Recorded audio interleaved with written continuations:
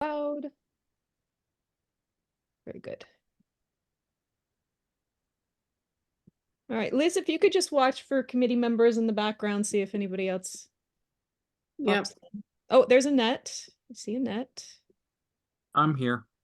There's Barry. What are you under, Barry? Now under my own Oh, now name. you're under, I see you as co-host. Okay, you popped up to the top.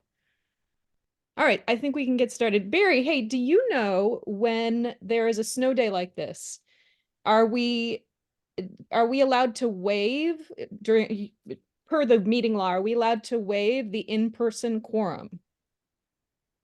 Technically, no, technically. I think I found the text. Oh, what's it say? It says on April 9th, 2022, Governor Hochul signed Chapter 56 to make permanent until July 24 the expanded use of video conferencing by public bodies to conduct open meetings under extraordinary circumstances, regardless of a declaration of emergency. Oh, no, that's not it.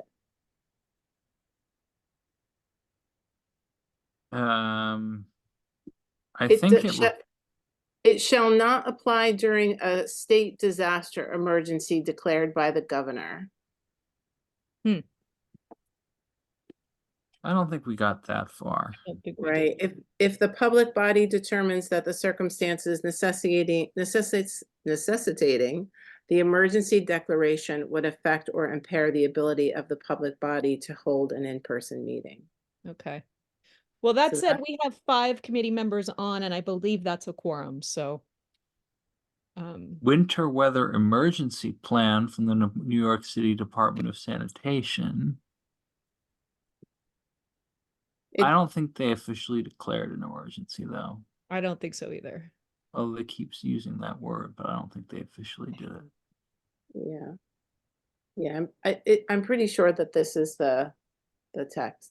So we can call the meeting to attention. Okay. All right, so at 6:38 now, we're going to call to attention officially, and we won't be able to call to order because we're unclear, but it sounds like we can. 6:38. Okay. Take a look at the agenda on your screen. Does anyone have something to add? I added in a presentation. Sorry, I haven't added it in onto this one yet. But is there anything else to add to this? I have a presentation to add. And then the rest is as is. Barry, anything? No, you're on. You've got it on there already. What, budget? Yep. Which I'm hoping you can help lead. I'll help too, but I would like to, if I may, briefly address an issue that I forwarded to you, Barry, as well as to Victor. This is Patricia Conklin. Yes. What's the issue? I wanted to speak on the issue of I have to read it. I'd rather read it than I sent it to you in an email. I believe Vic forwarded it to us, Patricia, and we did read it. It took us a little bit to understand it. So oh, it was that difficult.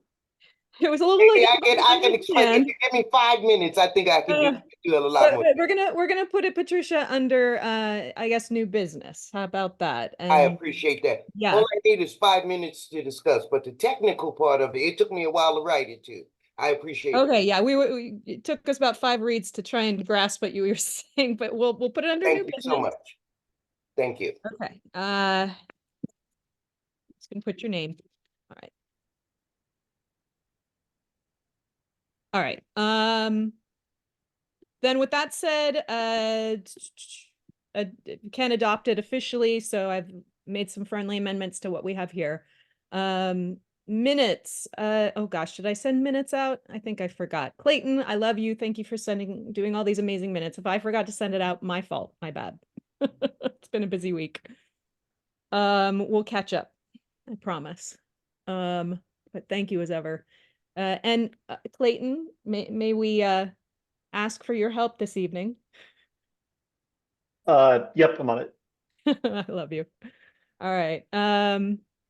Okay, that said, welcome to Housing, Land Use and Zoning for this evening. If you have not been on our meetings before, this is the Community Board 9 meeting for Housing, Land Use and Zoning that covers a wide array of things, affordable housing, NYCHA, ULURP process. There's much more than that. Of course, land use and zoning. And we're busy and mighty. If you are here for the first time, we welcome you. Thank you for joining us.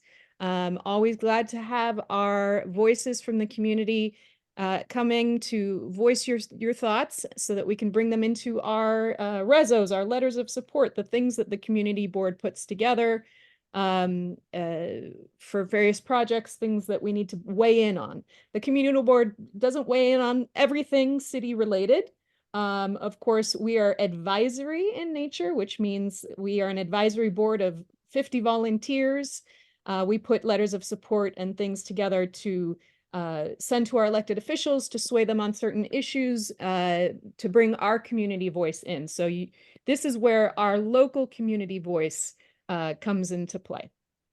That said, let's see, we have quick introductions of our committee members. I'm Signe Mortensen. I am the co-chair of Housing, Land Use and Zoning. I've been on the committee about 12 years.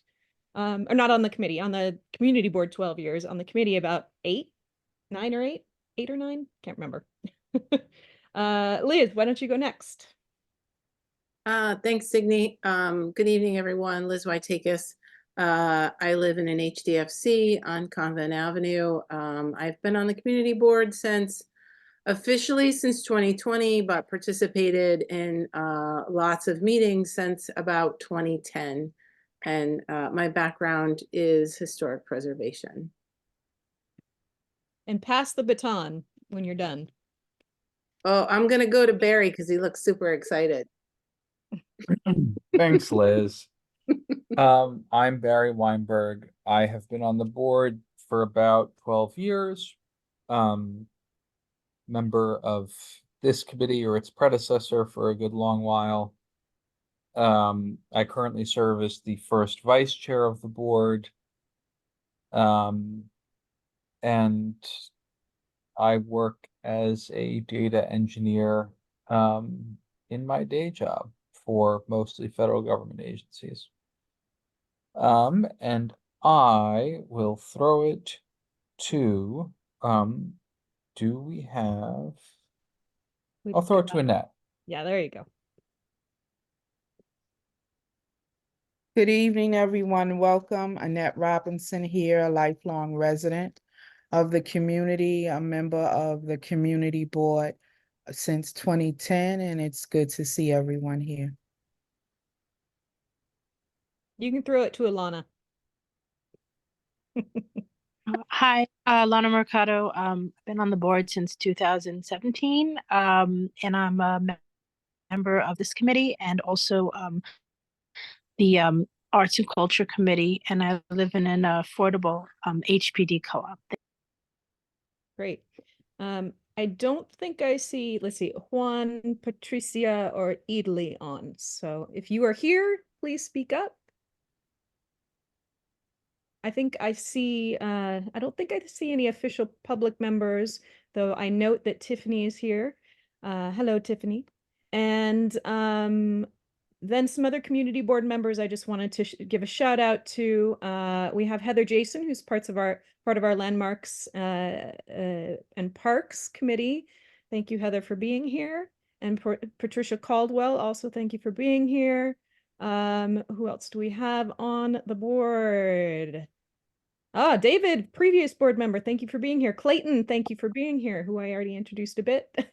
Michael Iglesias is here. Michael Iglesias is here. Wonderful. These are all other community board members, not necessarily on this committee, but on other committees. Any other community board members I missed? Thank you. I think Juan just joined. What's that? I think Juan just joined. Yep, Juan Yep, just joined. Juan's here. Juan, good timing. We were just asking for the last of the community board members to introduce themselves. Sorry, And I got off the bus. Transportation is a mess today. Yeah. Understood. Well, welcome, Juan. Juan is part of our committee. I know Police Officer Stumer is here. Thank you, Police Officer Stumer, for being here. And all the other folks, I see DCP. I also see that Heather Jason is here from Parks and Landmarks. Yeah, I shouted her out a minute ago. Okay, good. Yeah. All right.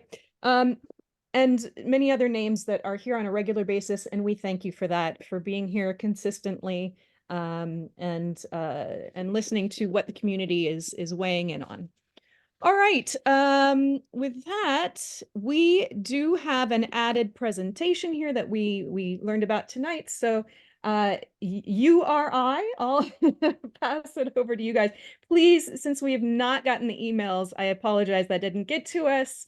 Please introduce all yourselves and what you're talking about tonight. I'll take a look at the email you sent as well. But Yeah, no worries. Wilfredo Lopez. I'm the Senior Director of Government Affairs for URI. I'll be the one running the presentation, but I am going to pass it over to our CEO, Nat Fields, who's going to introduce himself, and then he'll pass the baton to the rest of the team. Thanks, Will. Good evening, all. As Will said, I'm Nathaniel Fields. Please call me Nat, and I have the pleasure of leading URI, Urban Resource Institute. And I'm going to pass it over to Dr. Amanda Eckhart, our Chief Program Officer. Good evening, everyone. Great to be with you. Amanda Eckhart, Chief Program Officer, and I will pass to Beverly Riddick. Hi, good evening, everyone. Beverly Riddick. I'm the Chief Operations Officer, and I will pass to Charlie Carroll. Good evening, everyone. My name is Charlie Carroll. I'm the Senior Vice President of Asset Management. Thank you so much for having us, and I'll pass to Angela. Good evening, everyone. Thank you for having us. I am Angela Thompson. I am the Vice President for the Homeless Families Residential Program. Very excited to be here. And I will pass it over to Teal Anuza. Hi, good evening. Teal Nzunza. I am the Associate Vice President of our Justice Initiatives Program at URI, and I will pass it to Lauren. Last but not least, Lauren Schuster, Vice President of Government Affairs here at URI, and I spent many a night at a CB7 meeting when I used to work for Linda Rosenthal, so I feel almost at home here. I'm going to pass it back to you, Nat.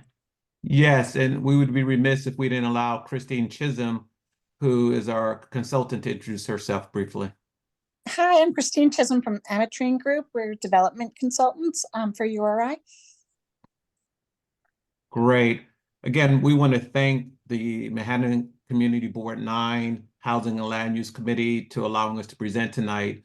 Will is going to start our very concise presentation. As we know, you may have a few questions. Some of you may know URI. We've been in the community since the 80s. We were incorporated in 1980. And actually, in 1983, we started our first project right out of Harlem Hospital's Women's Pavilion. So we're very familiar with the community. Today, I want to say we are working to end domestic violence and homelessness.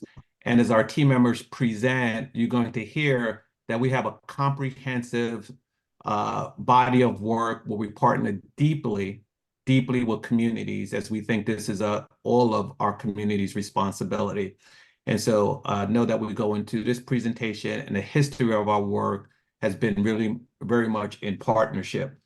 As we work to end domestic violence and homelessness in this comprehensive manner, you're going to hear us talk tonight about 2 projects and talk about our housing projects. Again, they're part of our solution and not the only solution that we offer to New York City and its residents. But because before this committee, we're going to talk about that more specifically. You know, at URI, as we look at our work across the boroughs, we're about 700 team members strong, growing to about 1,000 by the end of the year. Many of our team members live in the Harlem community, so we're not strangers at all to the community. I'm going to turn it over to Dr. Amanda Eckhart to really talk about our comprehensive solution in ending domestic violence and homelessness. And then she's going to pass it on to Beverly Riddick and her team to talk a little more, or really directly, about the housing initiatives that we are planning for the community and with the community. So let's get to it. Dr. Eckhart, maybe as we go to the next screen, you'll see some pictures. Oh, no, right to Dr. Eckhart. All right, Will is faster than I am. Thank you, Nat. Okay, Will, we can actually go back one slide, and I'm here alongside our program colleagues, Angela Thompson, Teal and Zunza, who you've met, and we're going to share high level about our program work and our impact. At Urban Resource Institute, we have 4 program departments. 2 are residential, and one of our residential departments focuses on serving those who've experienced homelessness, families with children specifically. The second department focuses on serving those who've been impacted by domestic violence. You'll see on this slide, we highlight our work across 23 locations at present. 10 are emergency housing, and 13 are transitional homes. And we have those locations across Manhattan, Brooklyn, the Bronx, and Queens. Currently, our facilities provide safety to over 3,700 individuals, including families, children, and pets each night. On an annual basis, we are supporting families to move into permanent housing, approximately 350 a year. And in addition to our housing initiatives, we'll soon hear from my colleague Teal about our justice initiatives. We have a department called Quality Improvement Evaluation and Training. So the work that we're doing is also being evaluated for quality assurance, for our broader outcomes and our impact. We're a learning organization, determining what we are doing with the broader community that is best practice, evidence-based, and how we can be making improvements and growth over time. So with that, I'm going to pass to my colleague, Angela, who's going to speak more broadly around our partnerships and work in our housing services. Excellent. Thank you so much, Dr. Eckhart. So just before I even open, I just want to lean in regards to what Mr. Fields identified. I myself am a Harlemite. 10037 is my zip code. So I am very excited in terms of this partnership, as well as just the service delivery that I've been afforded an opportunity to work alongside URI. So in our transitional housing program, we have a longstanding, we're in partnership with DHS, Department of Homeless Services, where we have provided social service delivery to our transitional housing component. And we operate that through that lens of a trauma and client-centered service delivery model. Our engagement as we continue to partner with DHS, as well as Office of Temporary Disability Assistance, OTDA. Our engagement is from a trauma-informed approach and lens engagement. Our goal every day is creating a safe as well as welcoming space for our families, with a primary focus on client self-determination, as well as addressing the specific family needs to achieve, as we know, housing permanency. We're excited, I would say, for the programs because we have partnered alongside DHS in alignment with HPD as well. And it has afforded many of our families a part of HPD with wonderful extension of housing opportunities, affordable housing opportunities. And so as we look at that, we are ever working to engage and continue just our comprehensive model of collaboration and partnership with our social service delivery, which includes social services, housing, as I shared, also our economic empowerment, as well as facilities, always ensuring that we are providing safe, trauma, well-formed spaces as well as on our sites. We also partner directly with DOE, the Department of Education, where we have liaisons on site. So continuing our mission and engagement with these current partnerships of DHS, HPD, OTDA, we will continue to provide transformative engagement in supporting our family success as we continue to just align with DHS, URI, as well as Office of Temporary Disability Policies and Procedures, and continuously impacting the lives of our families that are currently experiencing housing instability. And in that, I'll turn over to Teal to continue to just share our additional services that are also offered in partnership with programs. Thank you so much. Thank you, Angela. So as mentioned, Angela and Amanda and Mr. Fields alluded to, I oversee our Justice Initiatives programs, and these are an array of supportive services that are offered to our clients that are residing within our housing services.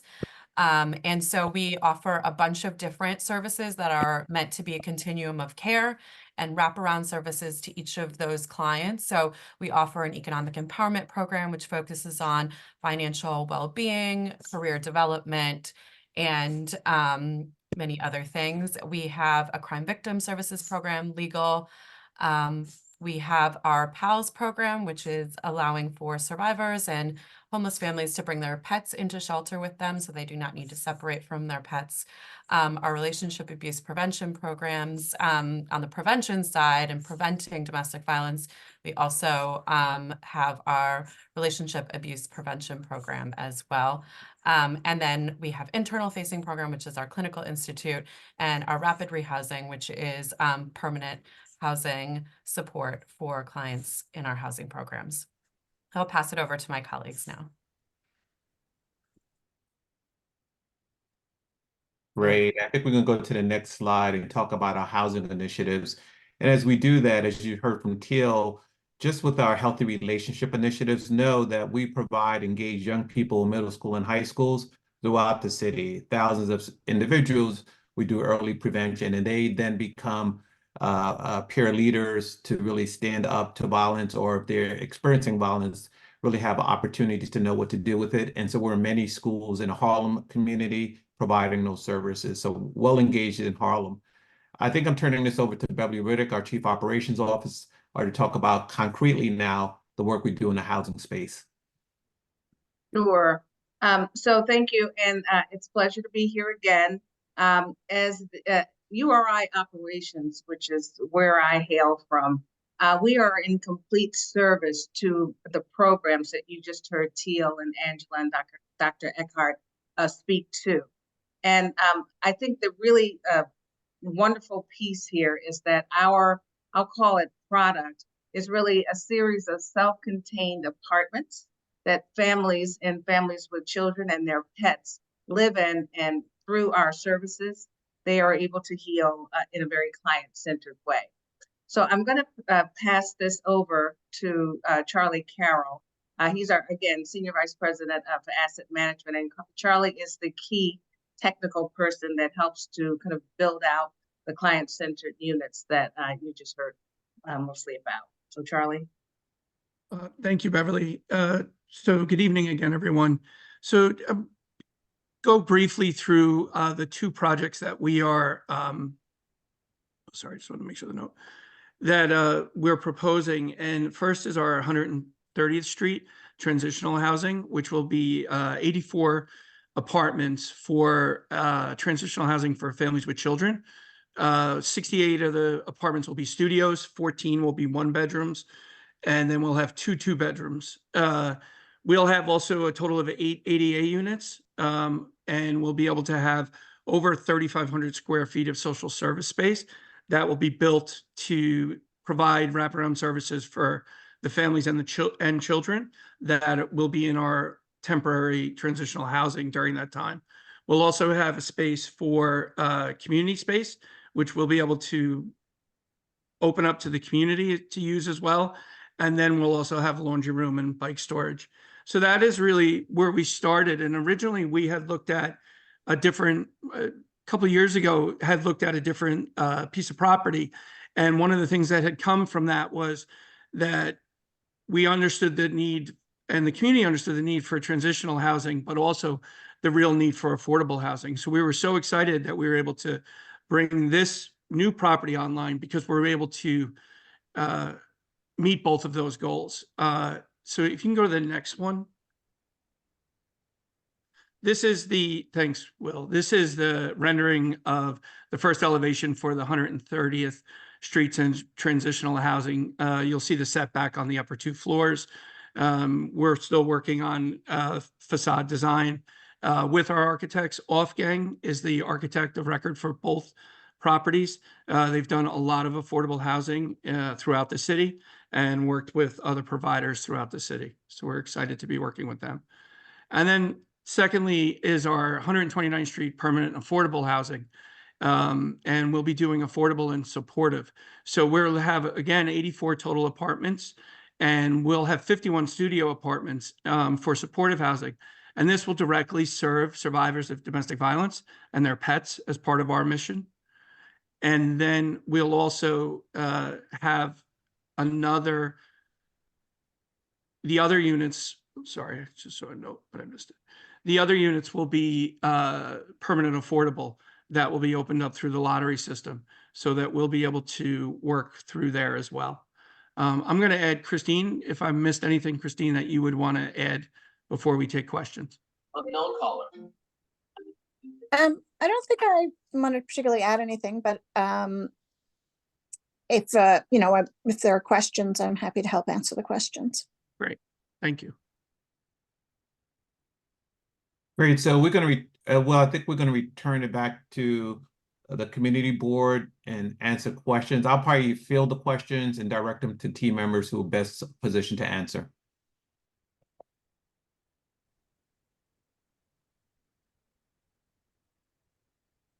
I'm on mute. I think Liz and we'll kick it off as the co-chairs here, and then we'll open it up to our other committee members and then to the public. So we have a lot of transitional housing coming to this area. That's the first comment we'll make. And we've always advocated very much for family housing. We really want to support families, mothers, and children.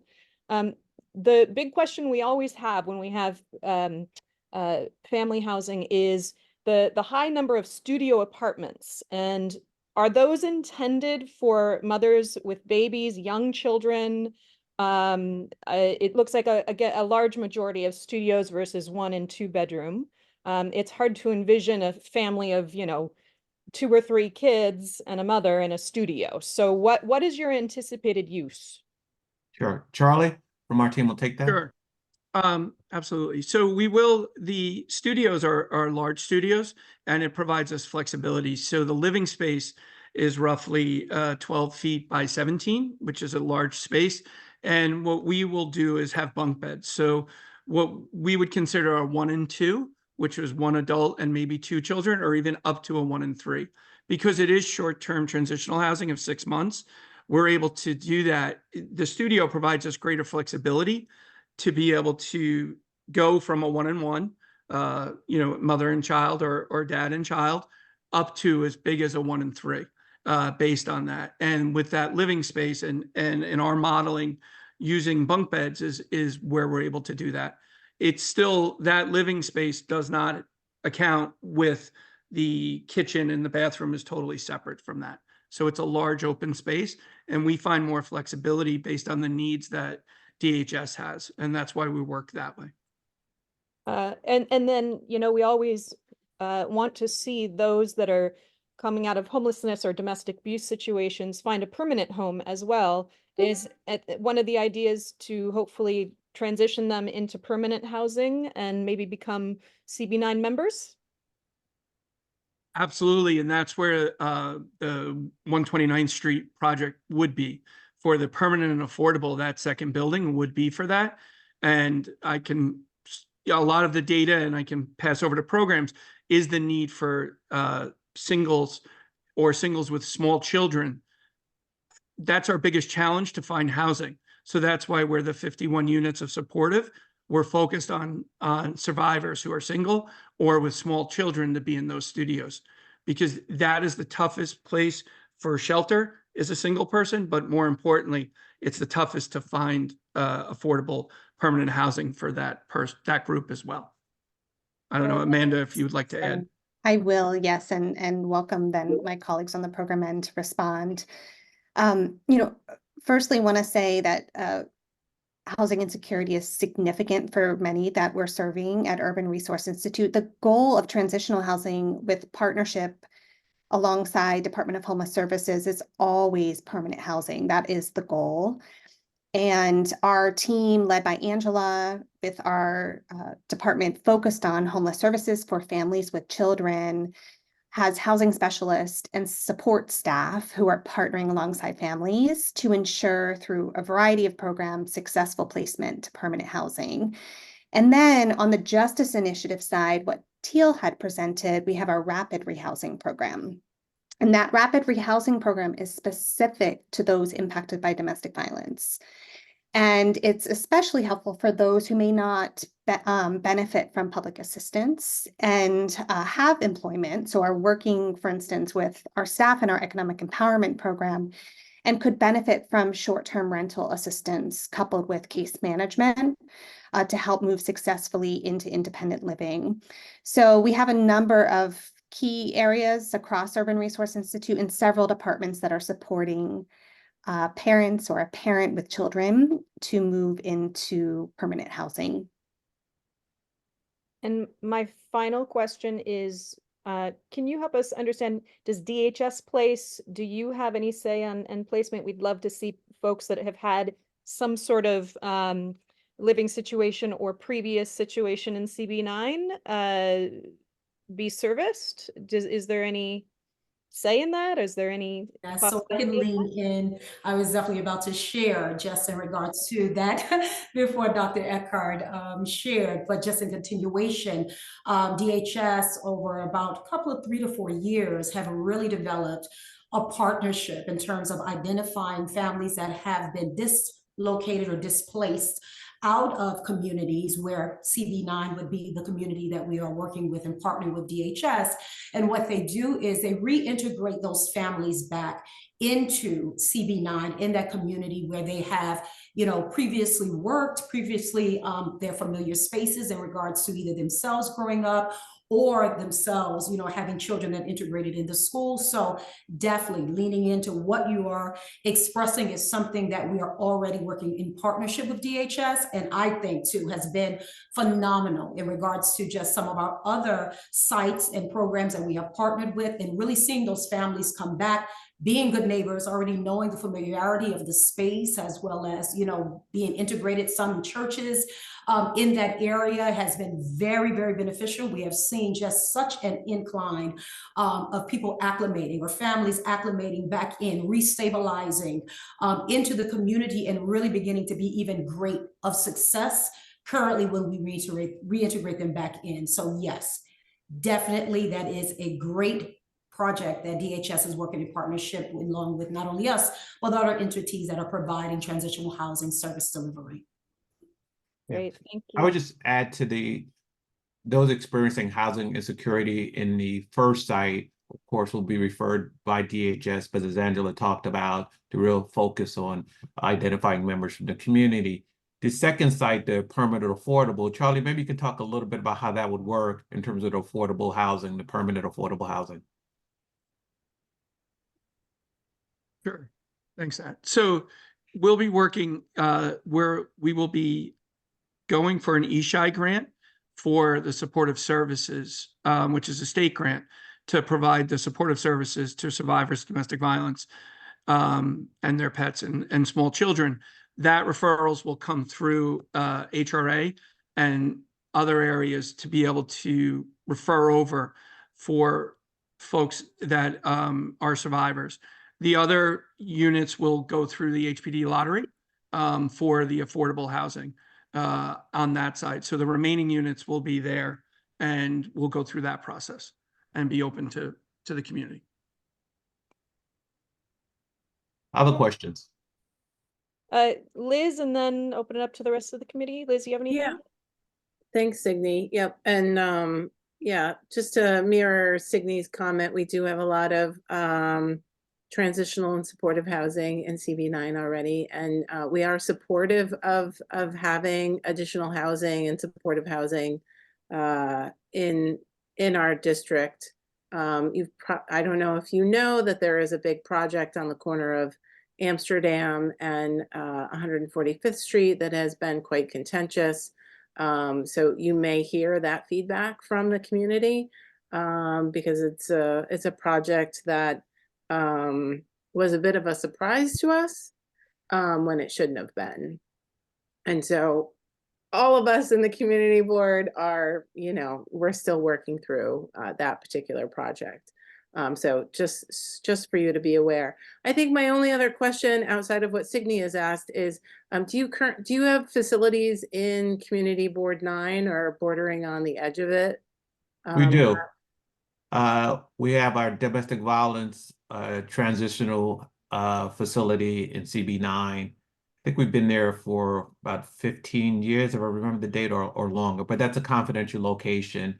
So many, we don't list that anywhere. Generally, people on the block know the location, and some of those members actually were part of our community advisory board members when we opened it up in early 2000s. Is it a new build construction, or is it an older building? So I would say that building had many uses, and we did a total gut rehab on that building and then raised it 2 stories. So we did substantial work on that particular site.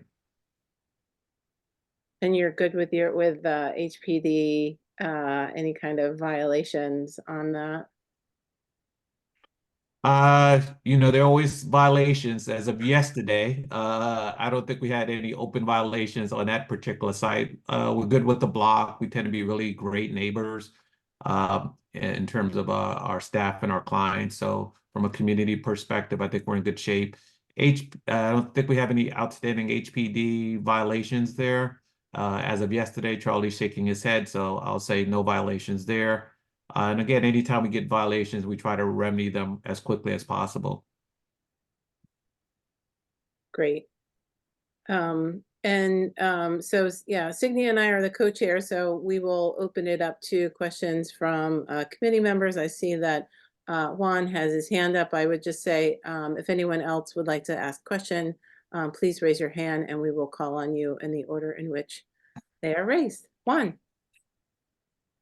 Yeah, every time we get these conversations started, it's always the same frame. We have projects with a lot of studios and 1 or 2 apartments for families. And the largest percentage of people who need housing are families, not single adults. So that's very troublesome. So are your plans already set up and set in stone, or are you having a conversation about this? The next thing is a lot of people, well, elected officials from this area are willing to give all kinds of openings to people to do things like this. And we are overwhelmed with the amount of infrastructure for transient housing, and it's overwhelming. And I don't see how you're gonna have all these studios in social services with families and whatnot and single adults in the same building. How is that going to mesh, I also work at a high school, and we have serious issues with young kids, high school kids, and transitional housing as well, And the last thing is, this area is overwhelmed with slumlords who give up all kinds of rent stabilized and rent control apartments to anybody who's willing to pay them high rent. That's my bit. Well, thanks for your questions. I'm going to take a few and then turn it over to our team. Part of the studios on the transitional housing, the temporary housing, are families. So while they're studio in terms of description, they're fully bathroom, kitchen, and a studio environment. And those will take small families. So we're not serving singles in those studios. We're serving small families in a sort of transitional site, and then larger families.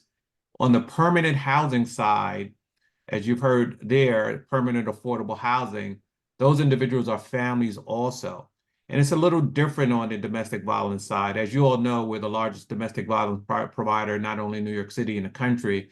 And we do a lot of advocacy and policy that influences funding. And some of our work is to understand who's not being served.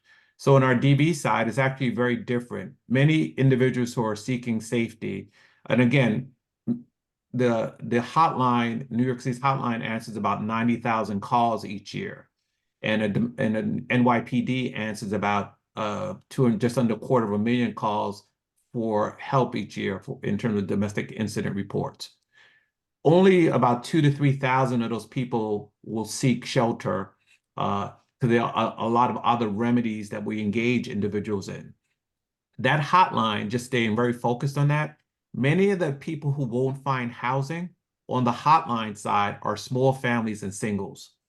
And so as we look at the data and families or individuals' experience, we're really now trying to do more purpose-built environments, housing, to focus on who's not getting support and then be able to really focus on those individuals and families. So on the transitional side, smaller families, no individuals, and really working with those smaller families. In a permanent affordable housing side, you see us really working toward smaller families and individuals who typically have a hard time in seeking safety. And so we're really trying to respond to that.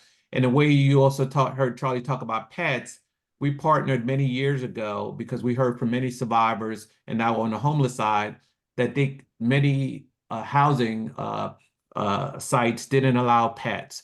So we partnered with the animal welfare community, the ASPCAs of the world, the PetSmarts, the Purinas, the Banfield, and created a real approach to working with families and pets and really working to keep families together and supporting families in how to take care of pets with a real strong connection to the vet community, the pet community at large.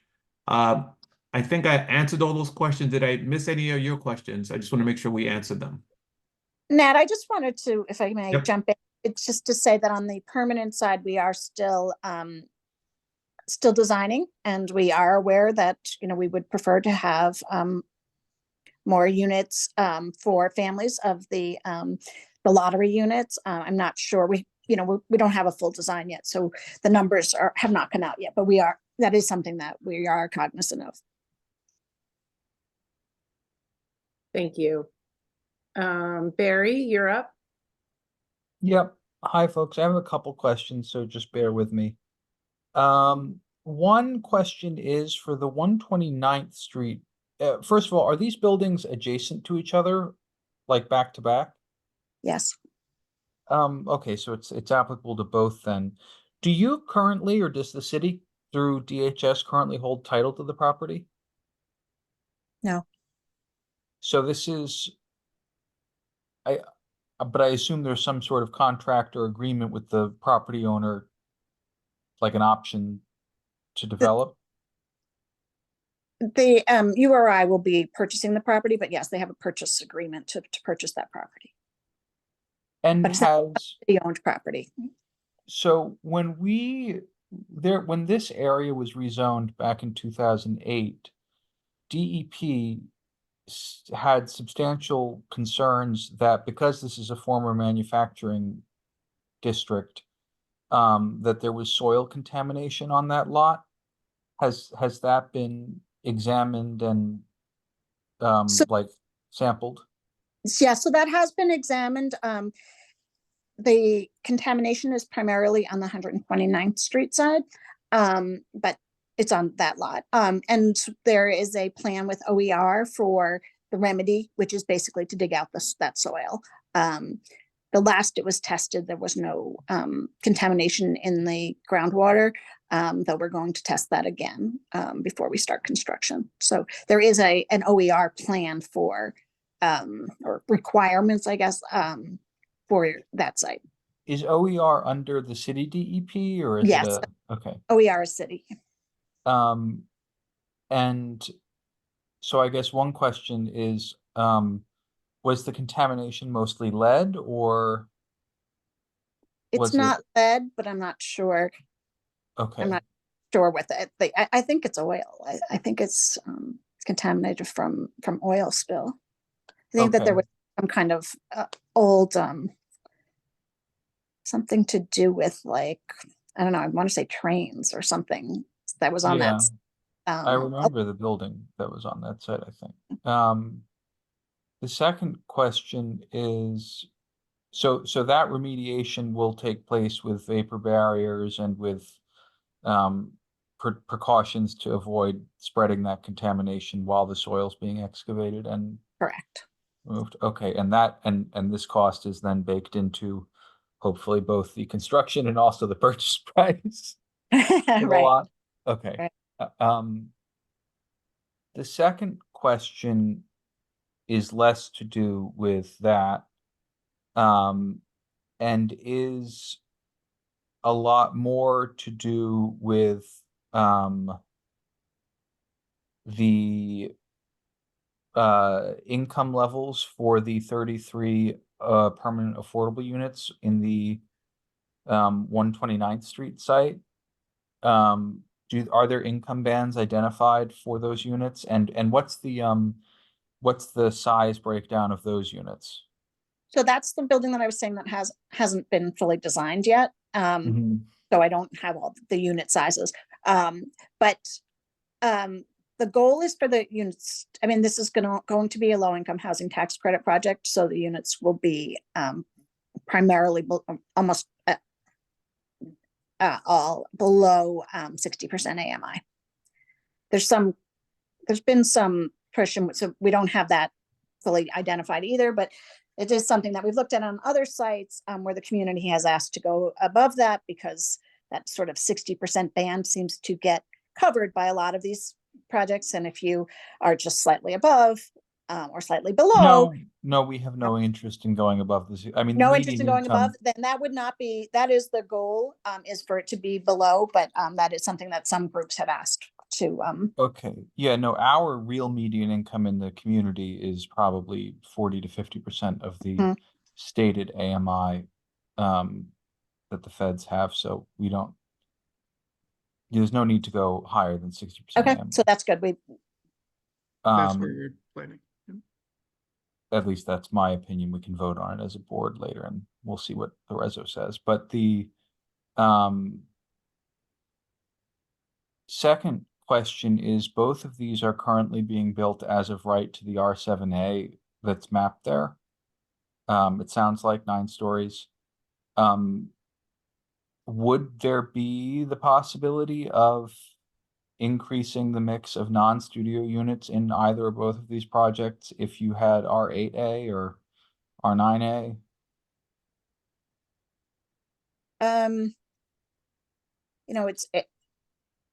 I suppose there would be if it was rezoned, but I think this was rezoned already with in 2008 when it talked about. So I'm not sure what the possibility for getting rezoning is. It is our intention to build what is as of right. And then my final question is, what is the envisioned timeline for either both of these projects, if it's roughly the same, or separately if they're have different timelines?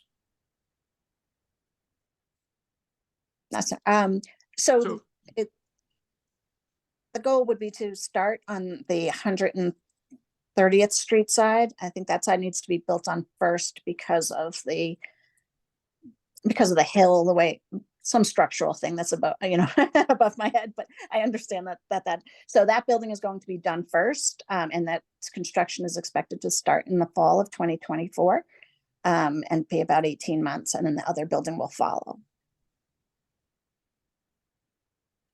So 120, the transitional building would start first, right? Construction this fall, and then the supportive and permanent affordable building would be after that construction is finished, or at a certain point? Probably close to when it's finished, just based on the timing of when the financing would be available. The city has kind of a pipeline, so we think that it will be a 2026 construction start. Okay. Well, that actually gives you some time to do this architecture and design. Yes, and it's good to get this feedback at this stage, so that yeah, no, we like it when people come to us early. We like giving feedback early rather than after all the architects are paid. And you have HPD's kind of tacit signal that they will award you the LIHTC credits for the 129th Street building? Or something stronger even than that? As you probably know, the HPD will not give you any such thing until you've gone to the community board. And so we actually are going to seek credits from the state, the 9% credits from the state, because this population is a state priority, domestic violence. So we will probably be seeking credits from them. But we do this, that is sort of a next step after having been to the community board. Okay. And then, I'm sorry, Liz, one more question. the service providers for both sites, are those in-house by URI, or do you have other service providers that you contract with, like CUCS or whoever it may be? I'll flip that back to you. But it is URI, but let me push that back to Nat or Amanda. Yeah, I'll take lead on that. Entirely URI. And we will have separate teams on both properties, including directors, case managers, social workers, housing staff, and then a compilation of team members through the justice initiatives that Teal spoke about, who won't be on site, but are located in our Justice Initiatives office that's in Manhattan as well. So individuals and families at our sites can access those services nearby. Yeah, the only thing that might change is the property management contract that we're still thinking whether we outsource that to the property management for the permanent side or keep it in-house.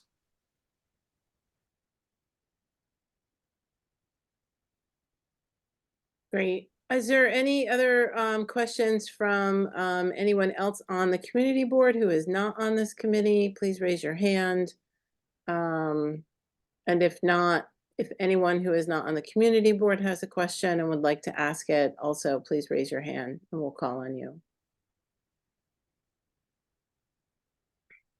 Yeah, that was my question, Barry, about the timing and that I know it's zoned R7A, and if there is time, if all of you would be interested in seeking a change in the zoning to create more affordable housing in our community, which is our top priority in our community, and we would be open to a little bit more FAR if it could get us more permanently affordable housing for our community. So if that is something that could fit in your timeline and you're interested, I would say please come back to us so we can discuss. No, we definitely understand the need, and we will take that back to our drawing board and reach back out to you. Great. Oh, I see Brenda. Miss Price has her hand up. Yes, good evening, everyone. Thank you very much. I had two questions. In these permanent and or senior transitional housing, if there are any allowances for seniors, because seniors do become homeless as well or run into difficult situations. We're going to turn it over to Dr. Eckhart, and I know we do admit some seniors. I'm not sure of our sort of special focus on seniors, though. That's right. Thank you, and appreciate the question, Ms. Price. Yes, so those who get referred through Department of Homeless Services do include seniors, and our transitional housing is available to seniors. As for the permanent supportive housing, absolutely. There is affordable housing that is specific to seniors, and that's not the case for the work that we're doing on the supportive housing side. We're working with those impacted by domestic violence, and that could include older adults. So they have to be identified in another grouping in order to be to assess your pool of apartments. For the supportive housing, yes, would be identified as someone who's been impacted by domestic violence. Okay. The second thing is you have looking to do 2 properties.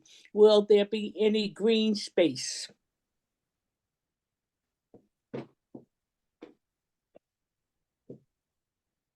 So we are working on what will be different space, either green roofs.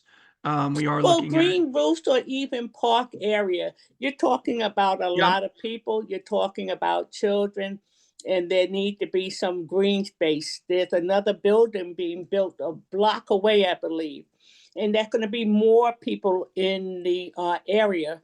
So this is why I'm asking about your green space.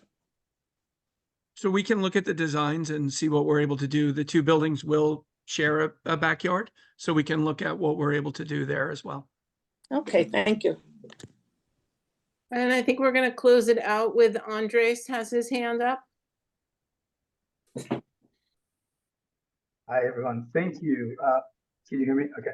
Thank you for your presentation and thank you for coming early. I have two questions. I'm often sort of walking by the site on 129th Street, and there's currently an HPD poster on just outside of the site. Is that another project that had been planned prior to the beginning of the COVID pandemic? Or is that the same? Because that looks like a design. So because you're telling us that there is no design, I assume that yours is different. That's one question.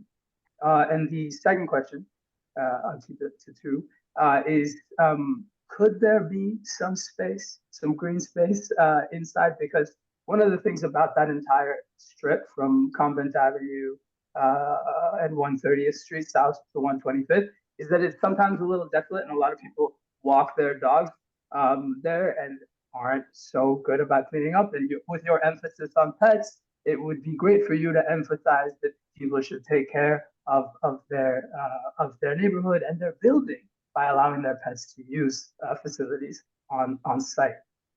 I know that's something that was agreed to for another project at 146th Street, 147th Street in Amsterdam. So those are my two questions. And I'm going to turn over. I would say at many of our sites, we have, because we have an emphasis on pets, we partnered with the animal welfare community and created pet parks and pet areas for people and pets, just to your point that you just made. But Charlie and Christine, maybe more directly, the sense of green space and really needing sort of that space for all living people who will occupy the space.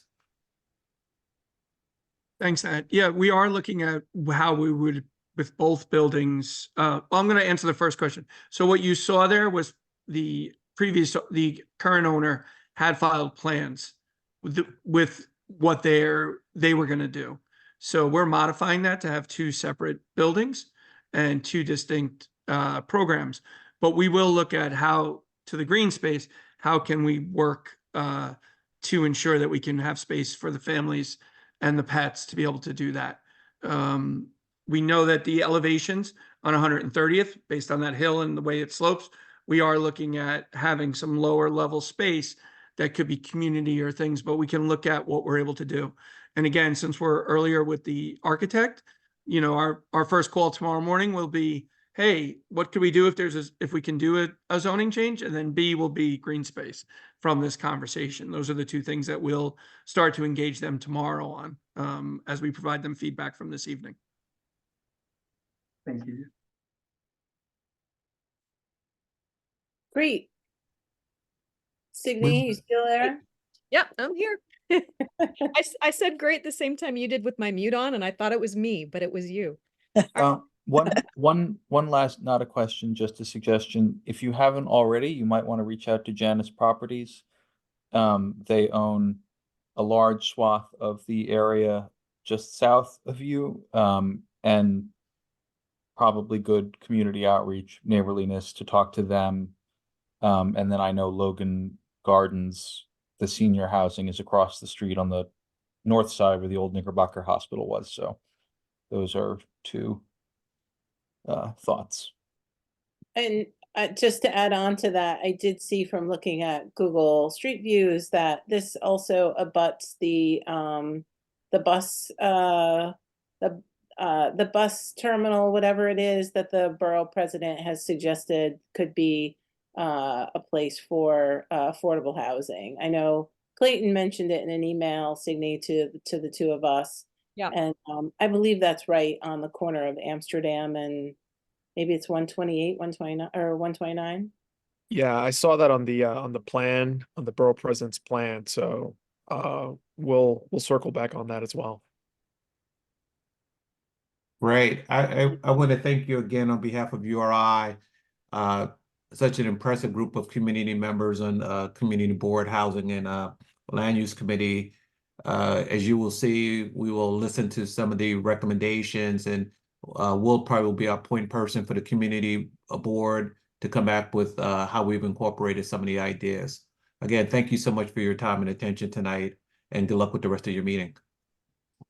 Excellent. Thank you so much, all. Thanks for joining us. Thanks, everyone. Sorry you weren't on the agenda, but No problem at all. It worked out. You have our contact information directly now, Wilfredo, so. Yeah. Thank you so much. And I'll touch base tomorrow and make sure if you have any questions or if you need a copy of the presentation, if you haven't already received it, be happy to provide that for you. Great. Did you put your information in the chat? No, but I will right now. Thank you. Thank you. Take care, everybody. you. Take Good care. night. Have a Thanks, wonderful everyone. evening. Mhm.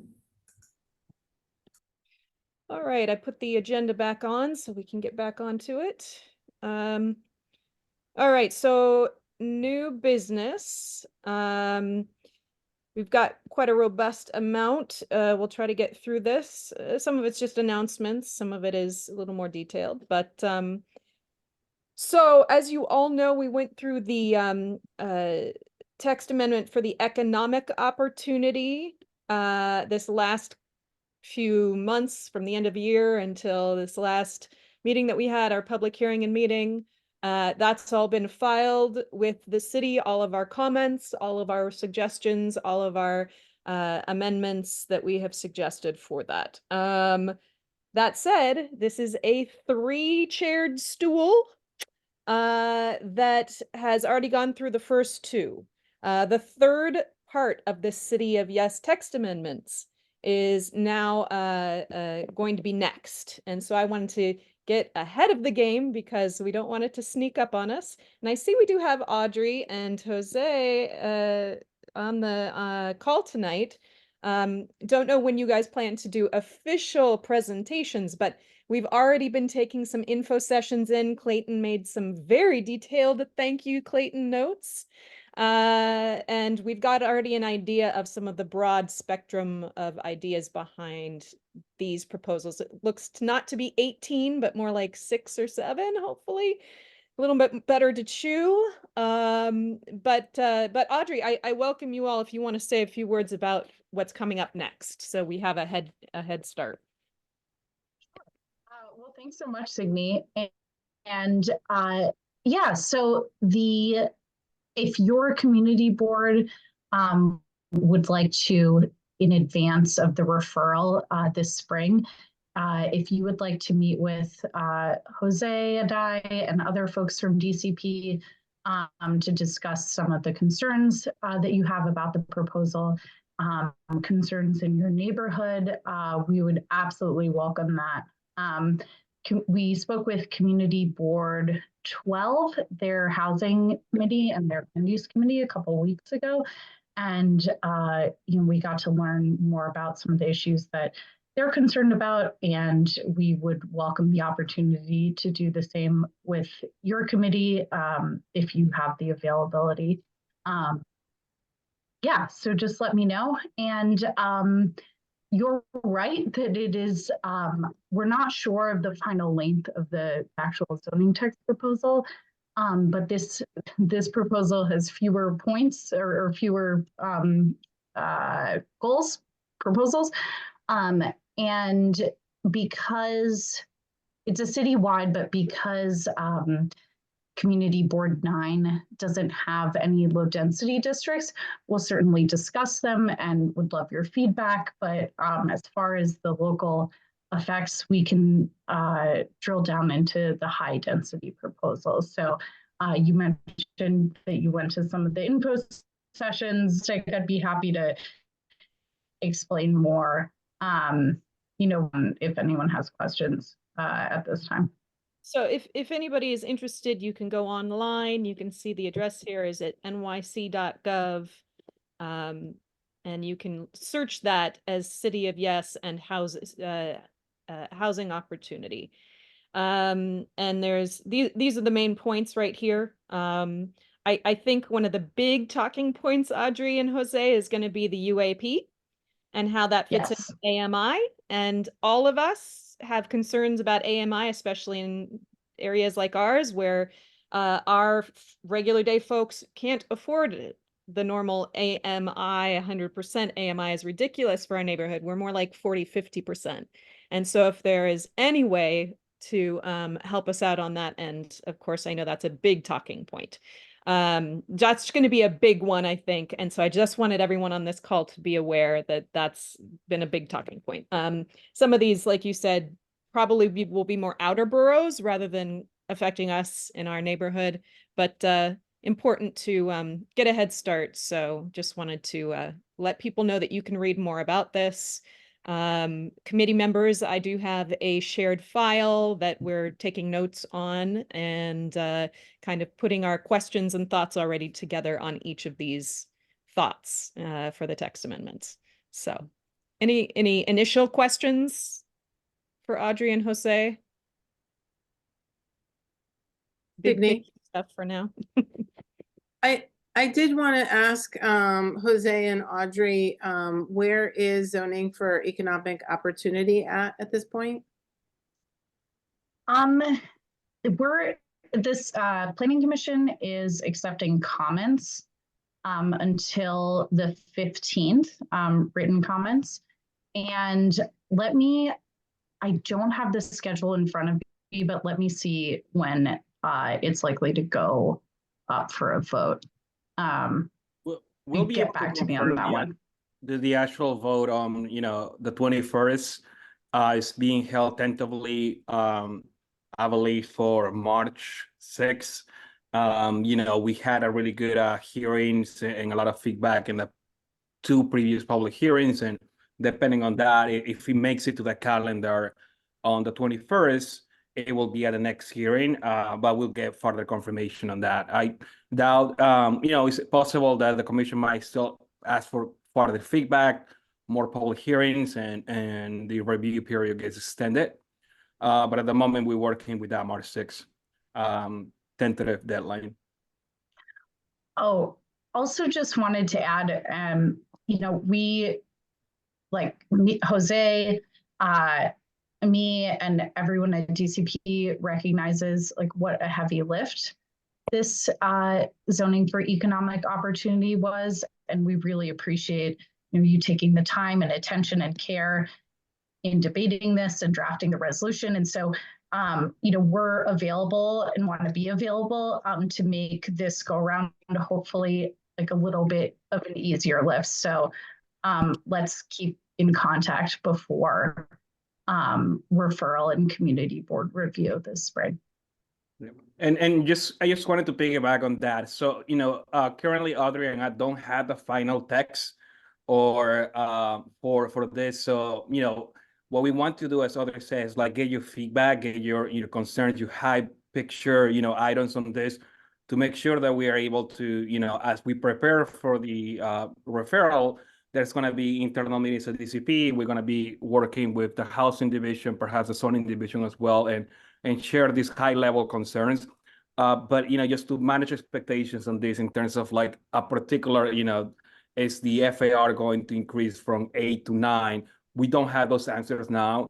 There was a really great conversation on UAPs in the last info session, which it was also, eye-opening for me because I haven't been part of this development of text amendment. But what was said during this meeting was that the affordability levels are still under consideration, which is a great thing for community boards to provide that, feedback during the public review. And also that, UAP levels are also, in terms of the density, are not a math calculation, but they're they're using the AIRS FAR, the senior housing FAR, as an existing framework for what the UAPs will be applicable. That way, there is no essential creation on a new mechanism for how MIH is calculated in terms of the percentage or so, or the floor area, but it will be essentially what the AIRS FAR allows now will be applicable for UAPs. The scoping documents has a lot of information in there, but if it will be good if I think, you guys can share those concerns and we'll be able to at least get that feedback if we don't have those responses yet. Barry, you have a question? More of a comment or feedback. One is that, this board is on record as saying that the city DCP in a citywide text amendment, so this would be a great one to do it in, should remove restrictions on homeowners who from developing missing middle housing and ADUs, particularly in R1 through R3 and 4 zone areas. And I think that, you know, there are a wide multitude of benefits for that. One is that it benefits small contractors as opposed to large mega developers. You know, no mega developer is going to be interested in helping someone convert their single family home into a triplex. But, you know, someone with a construction business out in the outer boroughs that has maybe a couple guys or, you know, a crew might make good money on that. And then number two, it's a huge amount of land in this city that's zoned for those zoning designations. And so I think that's one piece of feedback. And then the other is that the UAP sounds really interesting depending on the affordability level, because you know, like as you probably just saw with that conversation, like, yeah, we'll trade more FAR for better, in our view, you know, better outcomes, you know, in terms of affordable housing, either lower income bands or better unit mix with more 2 bedrooms and family size apartments, and, you know, more permanent affordable housing at real affordable rates. So that it's nice that that's built in. That's my feedback, but it all sounds really good. I'm eager to see the text amendment, but I hope that, you know, it's really targeted to some of the widest swaths of land that we have here in the city, that you know, we're zoned the way they were because 100 years ago or 80 years ago, people thought cars and houses with 4 yards were like the greatest thing since sliced bread. And I think we know that it's not. February 27 is the next info session for ADUs and conversions. I think even, you know, adding those comments into the chat will be really helpful for the team to see. You know, the UAP conversation, it has been great and it's still developing. I think when Audrey and I were discussing a project early on, or even last year, the conversation was about MIH interaction between UAP and, you know, at some point it was being considered that this could be done in simultaneously. That's no longer the case for what's been discussed in the last conversation with UAPs. So this is still all under development. I was very, very excited to hear that the AMIs are being considered. In my opinion, if we could tie it back to the racial equity report numbers that we get, there are no area median incomes, but are the area the annual median income of the actual community district. It's a more realistic, you know, calculation. One thing was said during this info session is that there's still no funding allocated for this process, you know, in terms of like how will work in tax benefits and tax rebates for developers. And that's something that is also being, you know, contemplated as part of the proposal. And I think, you know, during the public review, that's something that will come up, and how, you know, we see how desirable this, you know, new program will be in comparison with inclusionary housing, right? Like the voluntary inclusionary housing and now UAP, and you have mandatory inclusionary housing as well. So I'm excited for the project. I think it's going to be a great conversation with Community Board 9. As Audrey has said, you know, if you guys would like to have, you know, a chat with us and share the concerns and, you know, start planning for what's going to be next, I think we can definitely do that, and make sure if you had questions. Also, you know, this is something I totally forgot to say, but if there were things that work for you during carbon neutrality or economic opportunity that you would like for the team to replicate in terms of, you know, I personally really highlighted for the team that we need an annotated text and a zoning sections that were affected as part of the proposal, because that came out kind of later in the game for economic opportunity, but I was a game changer when they went out. So, you know, we have flagged that for the team, but if you guys feel that something else work for your community board in particular, please let us know. Yeah, and also just to wrap up, let us know if there's something that absolutely did not work, and we will do our best to change that and accommodate. So thanks so much. Great. Thank you. So moving along on our agenda, I'm going to share this program that we were hoping to get HPD to come and chat with us about, but apparently evening meetings are not something that they can do. So we wanted to make sure people are aware of the Unlocking Doors pilot program, which is aimed at rent stabilized homes and distressed rent stabilized homes. Looking at investing 10 million to renovate with a connection of those experiencing homelessness access to these homes. You can see that looking at providing up to 25,000 for qualifying repairs. If anyone you know sounds like this is a program that they could benefit from, encouraging you to check out this website, eligibility and such, and how to apply. I don't know much more about it because this is an HPD program. We haven't really gotten a big briefing on it. But Juan, do you have a question or comment? Both. In my many years dealing with landlords in this building, I live on 450 West 149th Street. HPD has done nothing to support renters. And the very little they do, it's almost nothing in comparison to how close they work with landlords.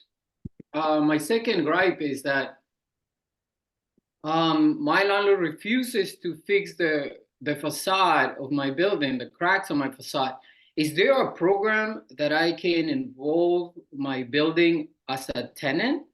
Like something like this, where I can, I mean, this is gonna cost a lot of money to fix the facade, but he refuses to do it. And in turn, he'd rather pay fines from anybody than fix the facade because it costs them a lot less. So that's a little gripe that I just wanted to share. Thank you. It's 10 million. That's not a lot of money in my opinion, but but it looks like it's towards landlords, not tenants, is my understanding. It's a pilot, but Yeah. Wait, but each unit must be registered.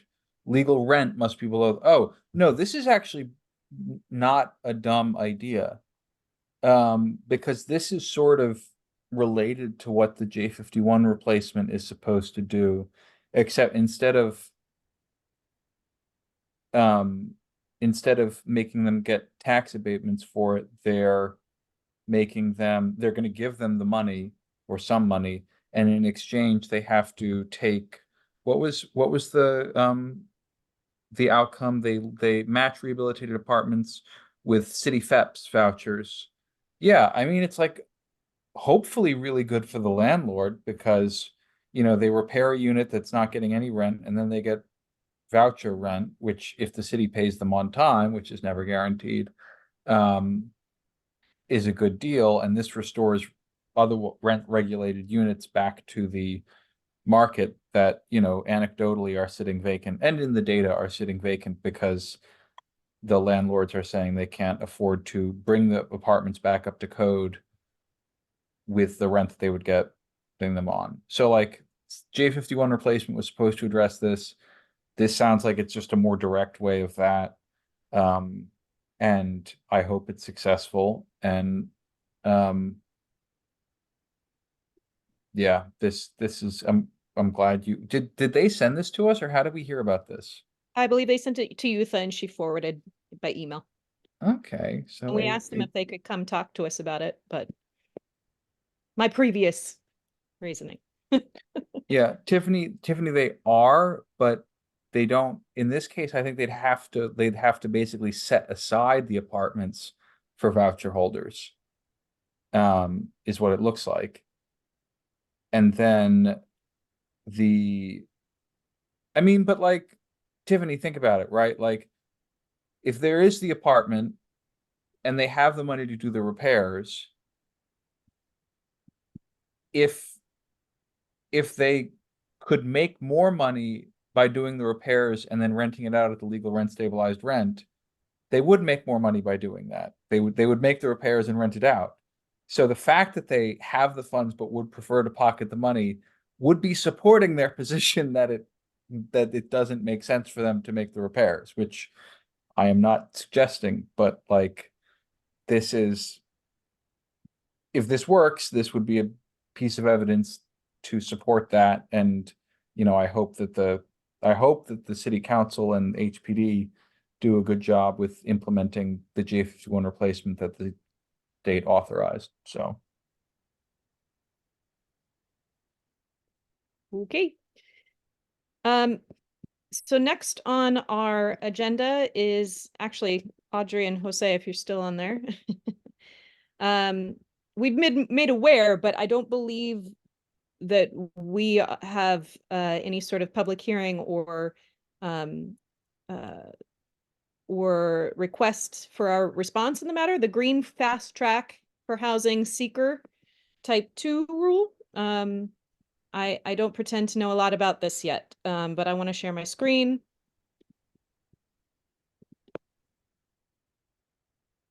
It's this.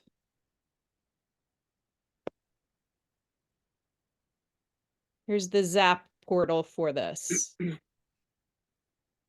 Liz, I think this was sent to us also by Youtha, and I'm trying to remember, was there action needed by us guys, or Audrey and Jose, this is just for our knowledge, right? And Right. I mean, I would say the commission is taking comments up to February 17 on this. There was a public hearing held on February 7. This is pursuant to a different rulemaking process. So it's not Euler, so it has a different path for this.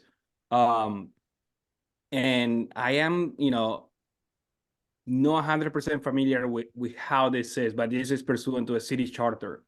So no, it's not Euler. So there's no, a request for community board recommendation on this, but there is a request for a public hearing, which was held on the 7th, and it's being, held up until the 17th, like I said. They're keeping you guys busy. yeah. Us too, but you too, especially. All right, I just wanted to put that on radar. And you guys also need a better bargaining unit, because how do you get the deal that HPD got with the no evening meetings? Yeah, right. I don't think they. But I will say, we get comp time. I will say on this, plus it's February 7, it was a really good public hearing on this. There was a lot of points raised by the community that prompted a lot of discussions internally into what is being planned on this. I personally had reached out right after on this regarding the calculation of how the 250 units are going to be, the threshold used for this, regarding the zoning floor area currently that could be affected with housing opportunity, and the proposals for different sizes of dwelling units. Right now we're working with a 680, which is the minimum size, but housing opportunity is proposing to use different square footage for these calculations. And that was a question that came out, not specifically about that, but in my head was already thinking about this, and I raised it out to the team that is working on this, which is our planning support team. And they, had assurance that this is going to be addressed within the reasonable worst case development scenario. There was a specific case that, some person testifying from Brooklyn had raised an issue that this project got approved for this certain amount of units, and they ended up building more, which we have been transparent with people when we come to the community board, saying like what we're approving, and you have to be 100% sure of what you're approving is the zoning envelope, because you can be sold a very beautiful project on all these different things. But, unfortunately, unless there's a special permit, that will tie it to a restricted declaration, there's not so much things that the city can do to enforce what was promised during ULURP. And, they said it was set to be 150 units, and then they are building 400 units. And, this is where the threshold and potential loophole people are starting worrying about, of the threshold of 250 and not requiring to have a, EAS, an environmental assessment statement, and going through a type 2. So, I would recommend just watching that hearing if you had a time, especially for the comments. But we're taking comments into February 17. And the team has been very responsive on addressing. Actually, if you go to the comment for SAP on this, there's actually responses written down for the questions that are being asked live.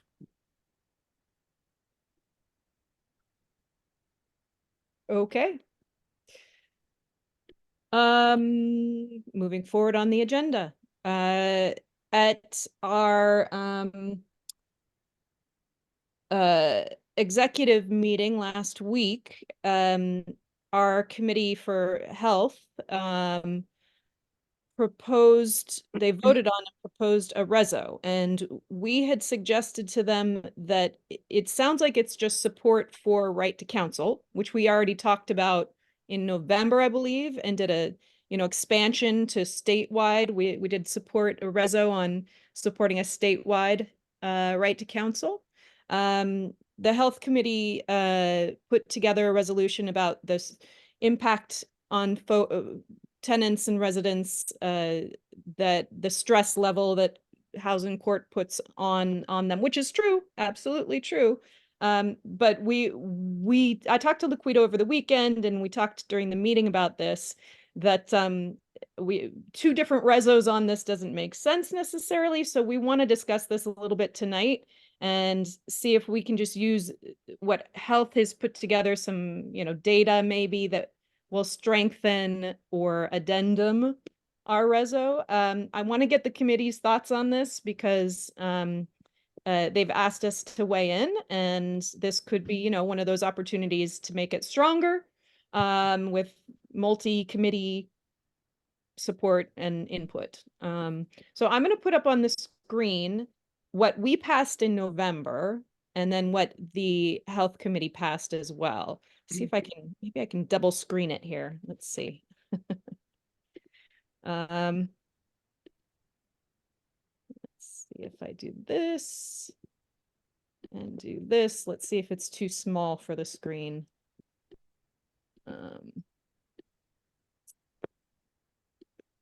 Share.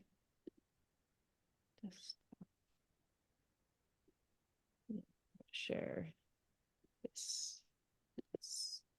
Can you guys see the resolutions next to each other? Yes. Okay. They're cut off. I see that. Let's see if we can. Can you still read that? Yeah, but the text on the other side. Oh, I'm gonna try and reduce a little bit. Yep, there you go. All right, can we see both now? Scoot over the one on the right-hand side, yep, there you go. Perfect. So on the left is what the Health and Environment Committee voted on in their meeting last week, about housing insecurity and the stress court system burdens for tenants. And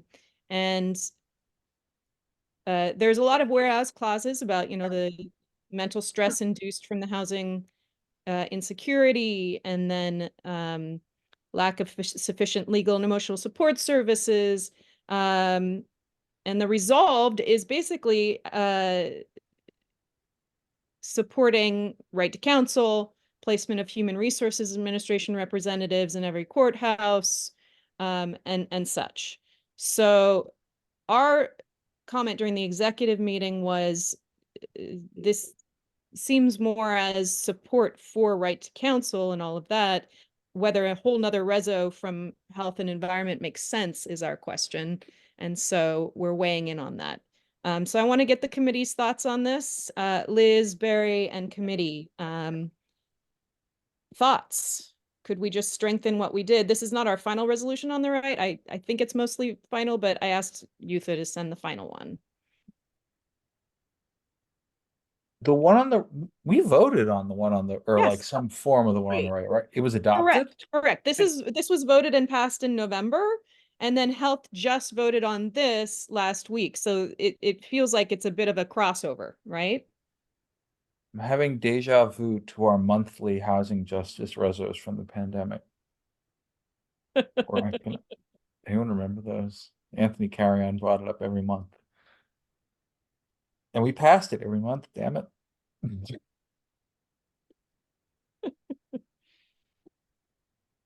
We want to fund right to counsel, Tiffany. So what I suggested to Laquita was if you want to add some numbers, data, studies showing the impact, this could be, you know, whereas clauses that we could add addendum to what we passed, I suppose. I think you could just add a whereas clause that another resolution was written by this committee and passed, and that this committee If supports Heather's still this on, new 'cause I know resolution. Heather. I don't know. I mean, I don't. Yeah. You could just say in the new resolution that a previous resolution had been written, and this is to accentuate the initial resolution. Is Heather, Heather, are you still on? I see her. Yes, Heather is here. Did I recap a bit? You know, I think you raised some concerns about wanting to make sure there was data and numbers associated with this. But when I spoke to Laquita, I said, you know, we're kind of repeating ourselves here. But do you want to explain, you know, some of your thoughts on that?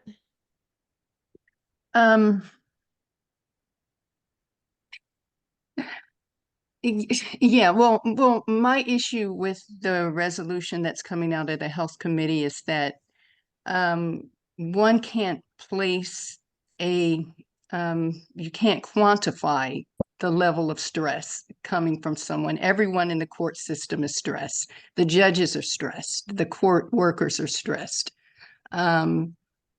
You know, the goal is, I guess, the housing insecurity issue. It's going to take, in order for, you know, I don't understand the resolution. Is the resolution seeking to somehow say that because you're in court, which could be for a myriad of reasons, it could be for repairs to your apartment, it could be for because you lost your job, you're no longer able to pay. How are you going to place the stress on the landlord or your employer that fired you?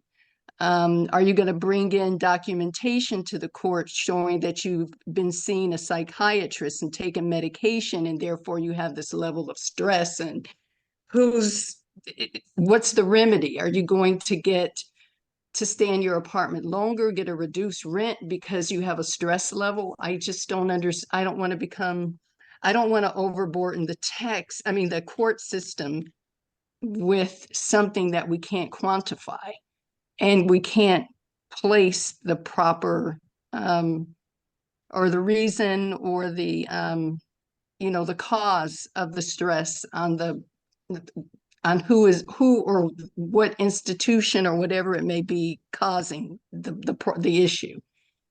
So I haven't, you know,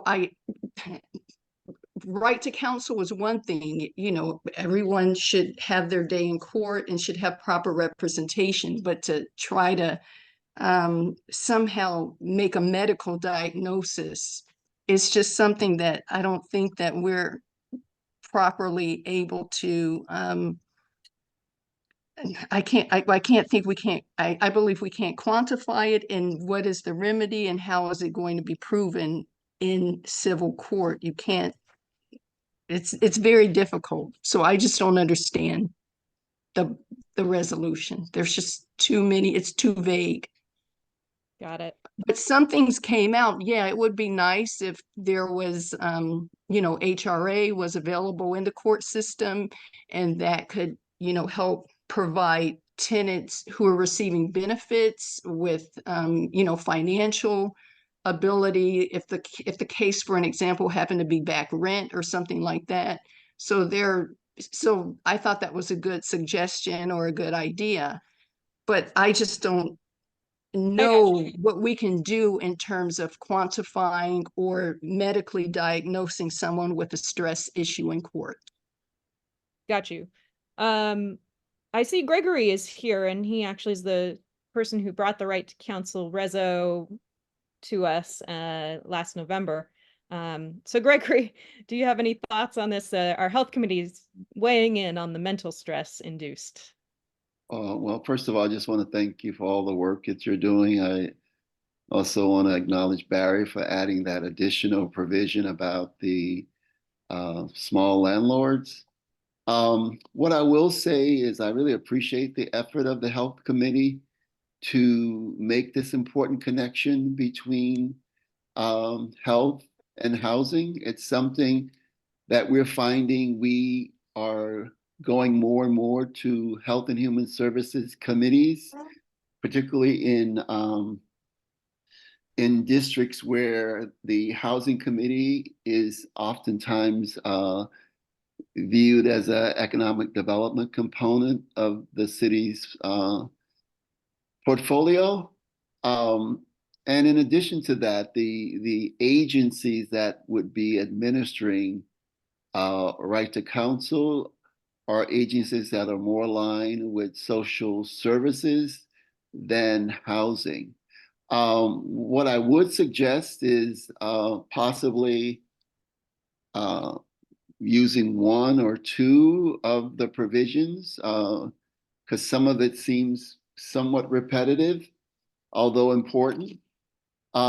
Maybe provisions 3 and 4 seem to speak directly about the burden of having to come to court for repeated appearances, which could connect with the bill for adjournments. And I would like to also maybe welcome the people responsible for this for maybe making a presentation to the Right to Counsel Coalition to see how we could marry the advocacy around right to counsel to these important issues in this resolution.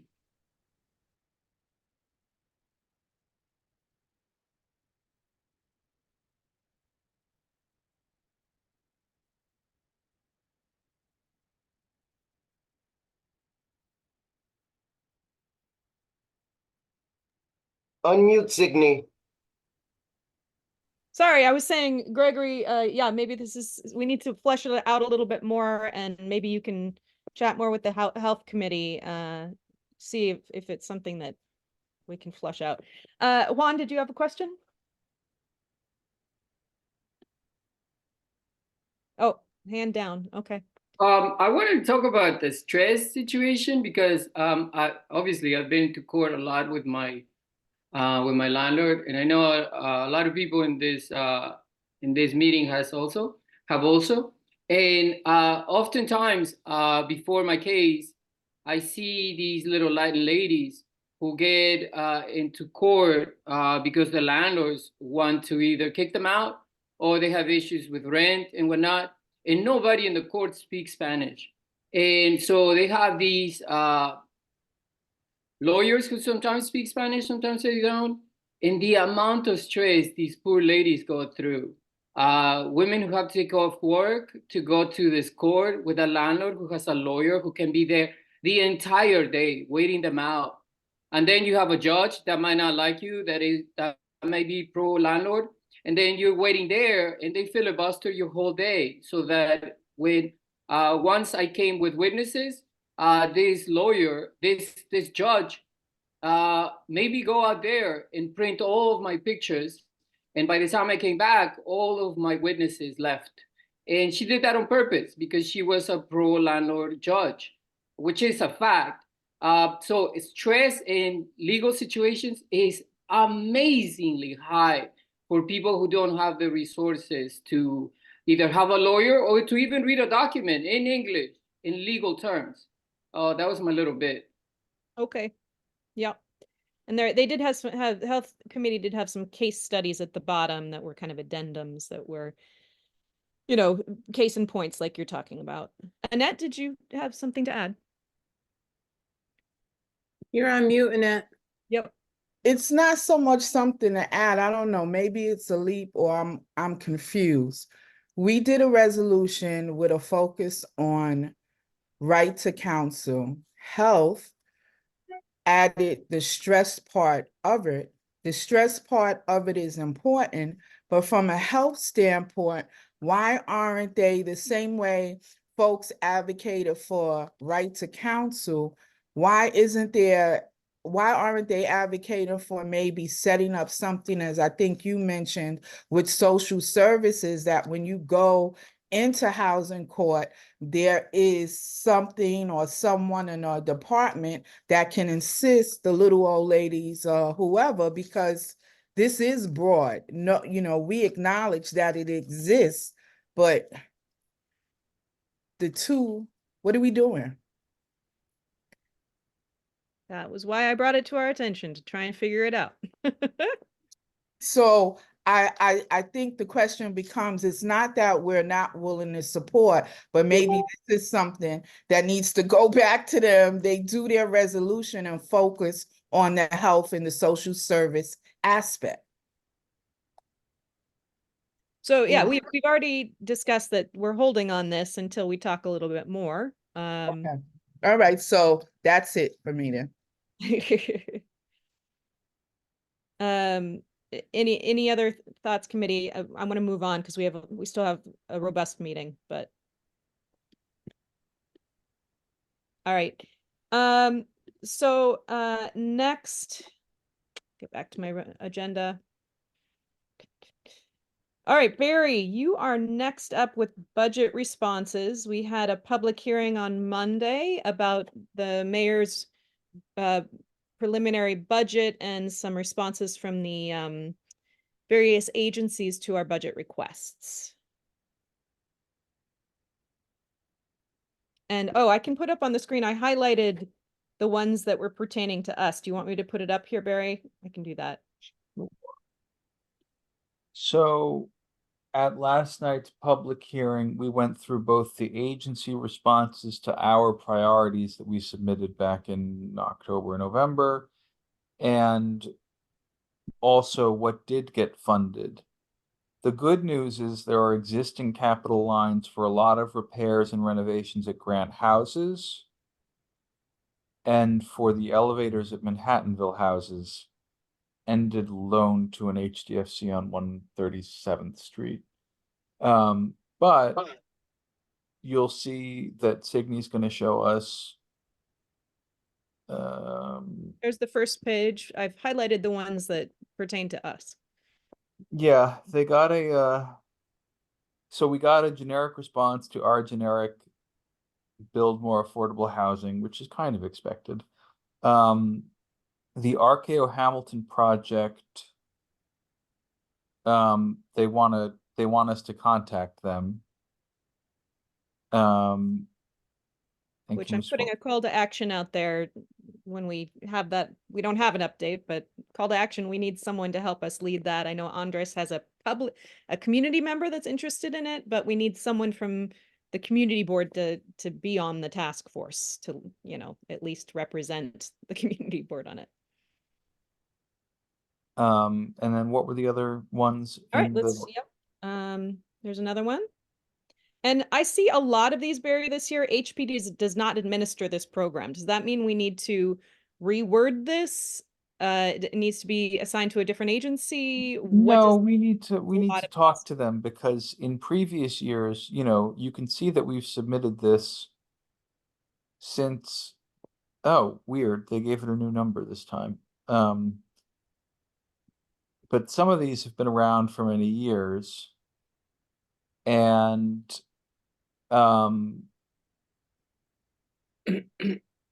they, in the previous years for this item, they've said, subject to state and federal funds. So why do they now not administer this? So we can bring that up with them as well and get some clarity there. Because they did do an announcement on section 202. I don't know, April and I were talking about it when it came out, maybe in 2017 or something. What were the other HPD capital projects? All right, here's another. Another does not administer. This is senior housing.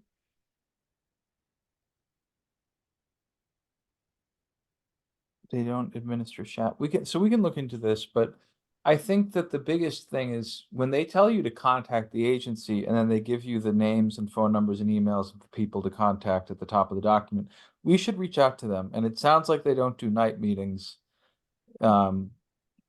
which is a nice job perk.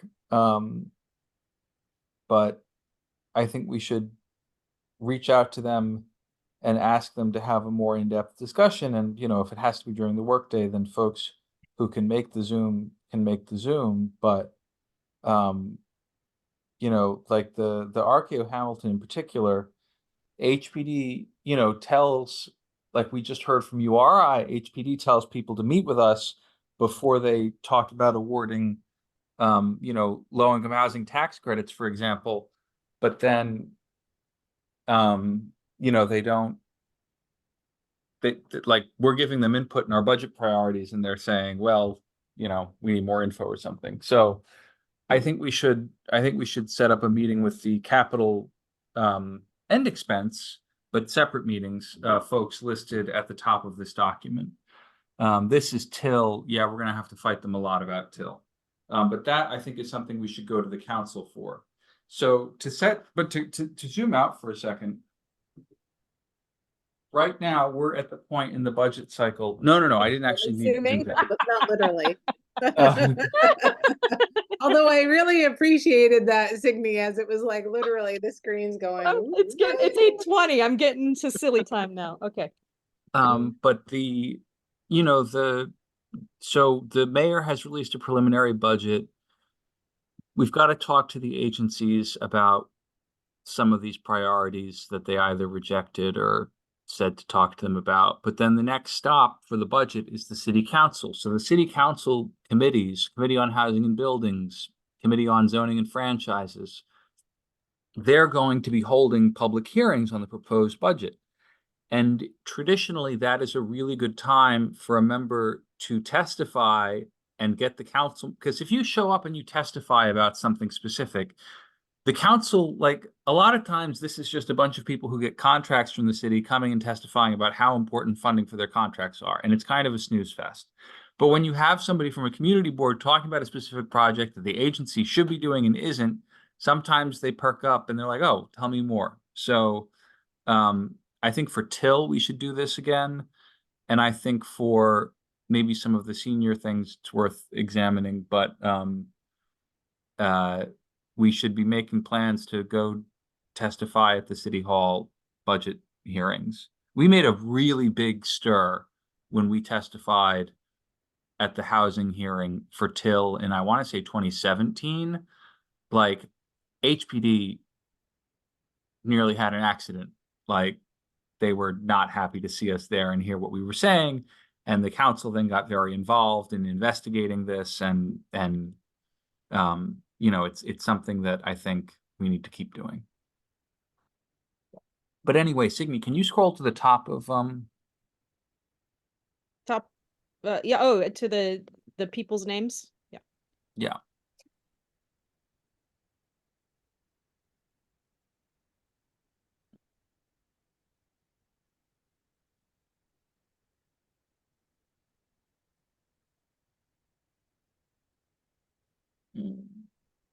There we go.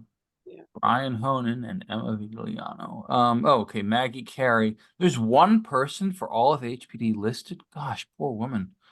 Yeah, I guess we need to talk to Maggie Carey. And then separately, if we go up one or two, DOB, we should talk to Ophelia, who used to be our district rep, and she's really great. One more, I think. Yeah. Where's DOB? Under B. It's under B. A B? Yep, there you go. Yeah. There it is. We should talk to them about things like building inspections or, you know, other things that we think DOB should be doing. I mean, it's like very rare that, well, it feels very rare that they'll give you the emails and phone numbers of people who are supposed to talk to you. So, you know, every committee should take advantage of these, but for us, DOB, HPD, NYCHA, and homeless services to the extent that we're focused on capital. Health and environment tends to focus on the expense side of homeless services. But, you know, if we want DHS to, if we tell DHS, you know, this project that you sent to us, we're like fairly in support, and we're talking to them about making supportive housing, affordable housing component bigger. Like, we think you should try to get some more funding to that. Number one, that's probably not a message they hear a lot. And number two, they might actually be able to do something. So So, Barry, timeline on this. yeah, we need to send you the comments about the agency's comments by Thursday. And that goes into a letter that is due to OMB by Friday. And then what happens? We'll get the city council schedule, but basically we need to comment on the agency's comments. That is a very short time frame. So what is our best course of action here?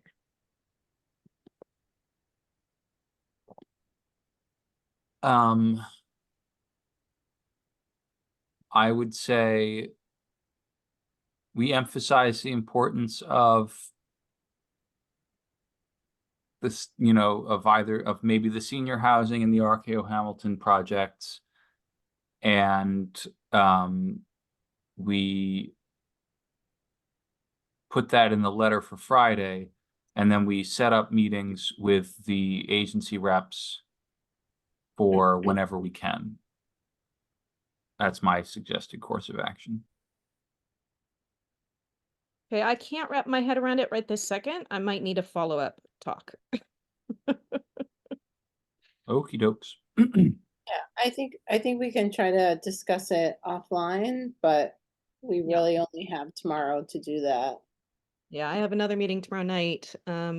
Shouldn't be long, but Well, is anyone on this Zoom willing to lead the RKO task force? well, that was going to be my question later on, but let's put it here now because Andres had a community member interested to help continue the discussion, but Dan is, you know, no longer going to be head of that.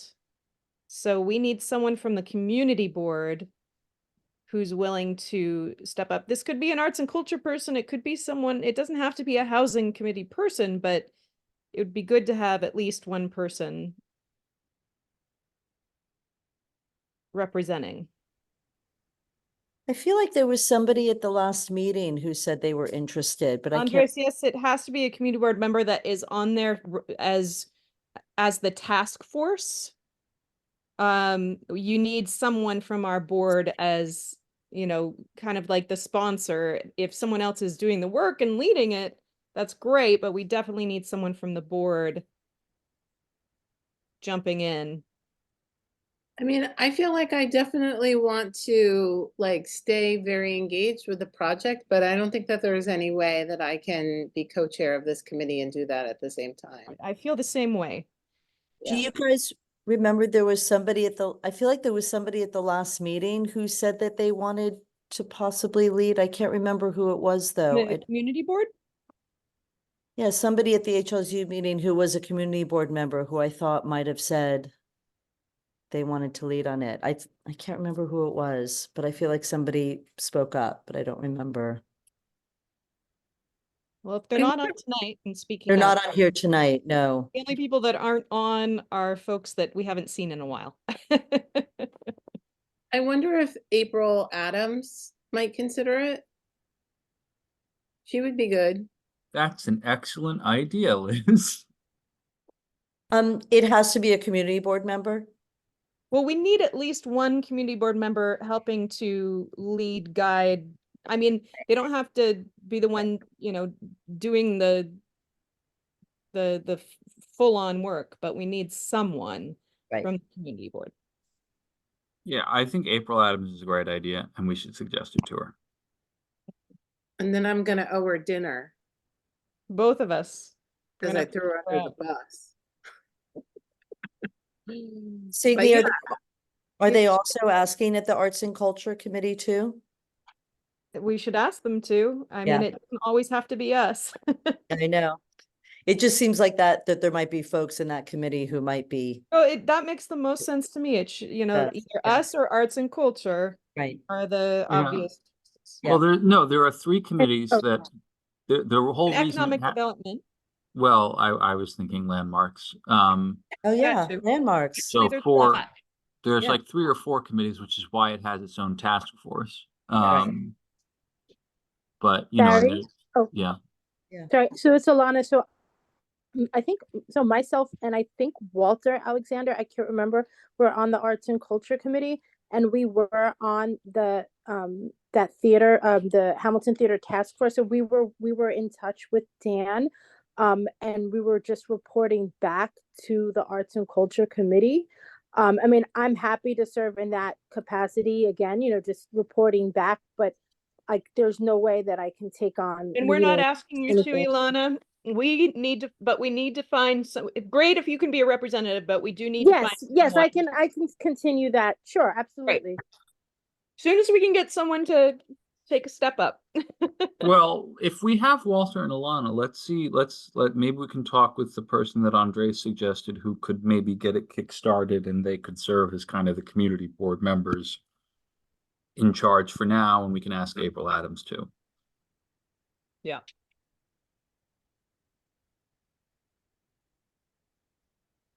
We should also find out what part of the NYCHA capital budget security cameras they're recommending to fund. But okay, yeah. So Liz, do you want to reach out to April? Yeah. I mean, I'm happy to make an initial ask of her. It's fine. Or maybe we can just corner her on Thursday. I wish Right? NPHD was open. We'd go down there and tell her, meet us. We'll buy you Yeah, coffee. Don't tell her what it is. let's send her. Let's tell her that we're going to Go to Manhattanville for now. the 'cause- Or contact. there's another one. What's the other one down there? Not Hex, but down on Bradhurst or Edgecombe. The Edge. There we go. Anyway. Anyway. April, we want to take you out for coffee. Okay, yeah, but I'll draft some comments for the letter. I can text April and see and tell her that we want to have a chat with her on Thursday. And then Signe, do you want to kick off email threads to the agency reps? Because like maybe they'll meet with us in the next 4 weeks. So what we want right now is just reaching out, touching base. We would like to meet with you about the budget responses. Yes. That's basically what we want to do right now, and maybe list the things that we want to discuss from this. Yes. List the item numbers or whatever, right? The tracking codes. Yeah.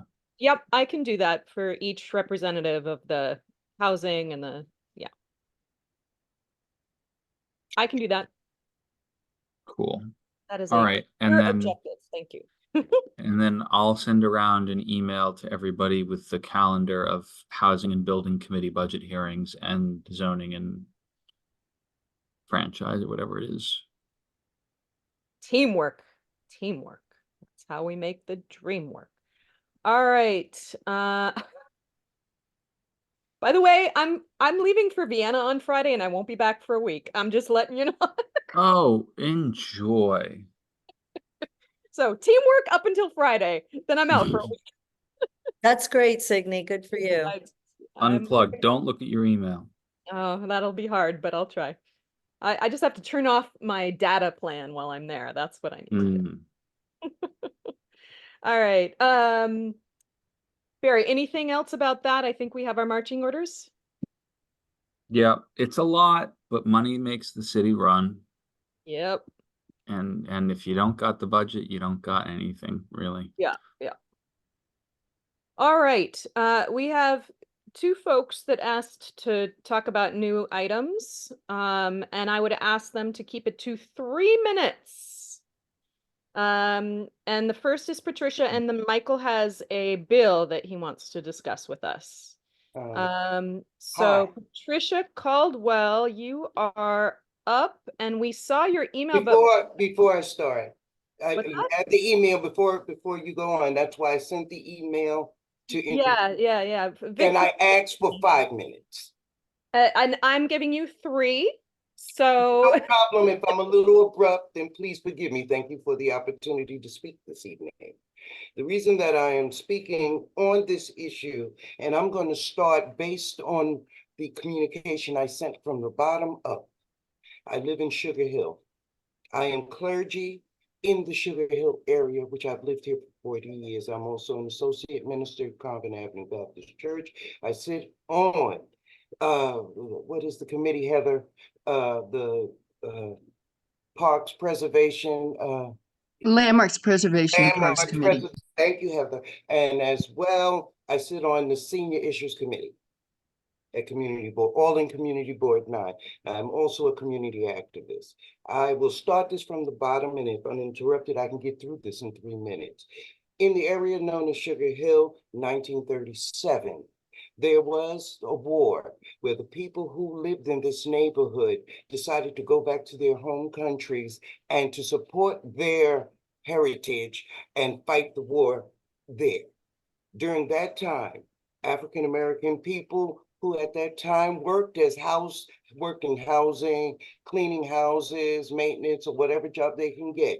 Many of them changing their social security number in order to get a income that would not be taxed, because poor people are taxed at a higher rate. And they moved into the affluent, beautiful neighborhood of Sugar Hill, hoping to provide their children with a better quality of living in a nice neighborhood. As a result of this, the brownstones were bought. If you go up and down Convent Avenue, it is some of the most expensive property in New York City. Those townhouses are owned, many of them, by Black people, and they are handed down. But most often we find ourselves in this neighborhood. It's a middle-class working class neighborhood. These people have found that are now in 1937 or in the late 30s, early 40s, are now senior citizens. During the time of this pandemic, we, as usual, take care of one another. That includes if the city didn't provide services, we would hire people to sweep the sidewalks. We posted security in our neighborhood, still do. Now, these people during the pandemic, I find the elderly suffer silently. And what happens is when they suffer silently, I found, and I'm not going to speak in generalizations, I found myself bringing food to these people, availing to them services for transportation, health services, health care, traveling with them. That is part of ministry. We've been doing that all along. So now, coming from a family who also have within my family, owned houses in Westchester County, Tarrytown, Delaware, all over. I understand that when you come into a house, a residential area or whatever, you usually have to state, what are you doing with this structure that you're bringing in? And in that, you would say, well, my family members will be living there with me. And we can afford to buy this. So you go to that neighborhood, cannot come into that neighborhood of white houses and paint yours pink, because that is not the protocol. So I respond to our last meeting for Landmarks Preservation, and I'm asking, in our neighborhood on 152nd Street, there's a business coming in that they vehemently exclaimed that they did not want to be to have this committee in which I'm addressing today. Let me put this camera on. They did not want them to address their issue. Before we get anything in housing, in preservation, landmarks preservation, are we confident that these people are in fact who they say they are, or are they utilizing certain little entities such as the 401c, a real estate measure, to claim themselves as a business, and therefore they claim themselves as a profit business, avail themselves to money that would be otherwise slated to the community within Community 9? 3 questions and I'm out. And so I would ask, and the reason I didn't use big words like delicatessen is because I want my answers to be given back to me the same way, Barry. Okay, first question is this.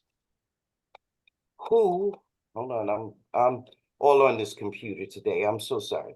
First of all, it is a common practice. Is this a common practice of these does everyone who has a house or a structure that is for a house, do they invoke the 401c in realty so that they can have lesser taxes and avail themselves to nonprofit as a nonprofit and avail themselves to nonprofit funding? Second, You mean 501c? is that a I 50? think you mean 501c3. I It's don't understand. nonprofit No, If listen I to could, I'm I Patricia. I'm one mean, of the I actually, hold co-chairs. on. I'm one of the co-chairs of this committee, and I don't understand your question. So Because I'm we're trying to, if you talking let me about- say it again, I can. And I have precedents here because I pulled it out from the real estate forms, legal forms. It is called a 401c. And this is a measure by which is used that in which someone who owns a residential structure claims that they are self-employed or that they are running a business out of that place, and therefore it entitles them to a tax break, a different tax rate, a lesser tax rate. We don't review that in this committee. There is nothing, we don't review businesses in their It's not within the 501c3s. community board scope. So That is what I'm asking you. No, it's not within our scope. We Thank don't you. do You that. have answered my question. I We don't appreciate do that. I really appreciate that. Being Absolutely. directly answered. Second question. Okay.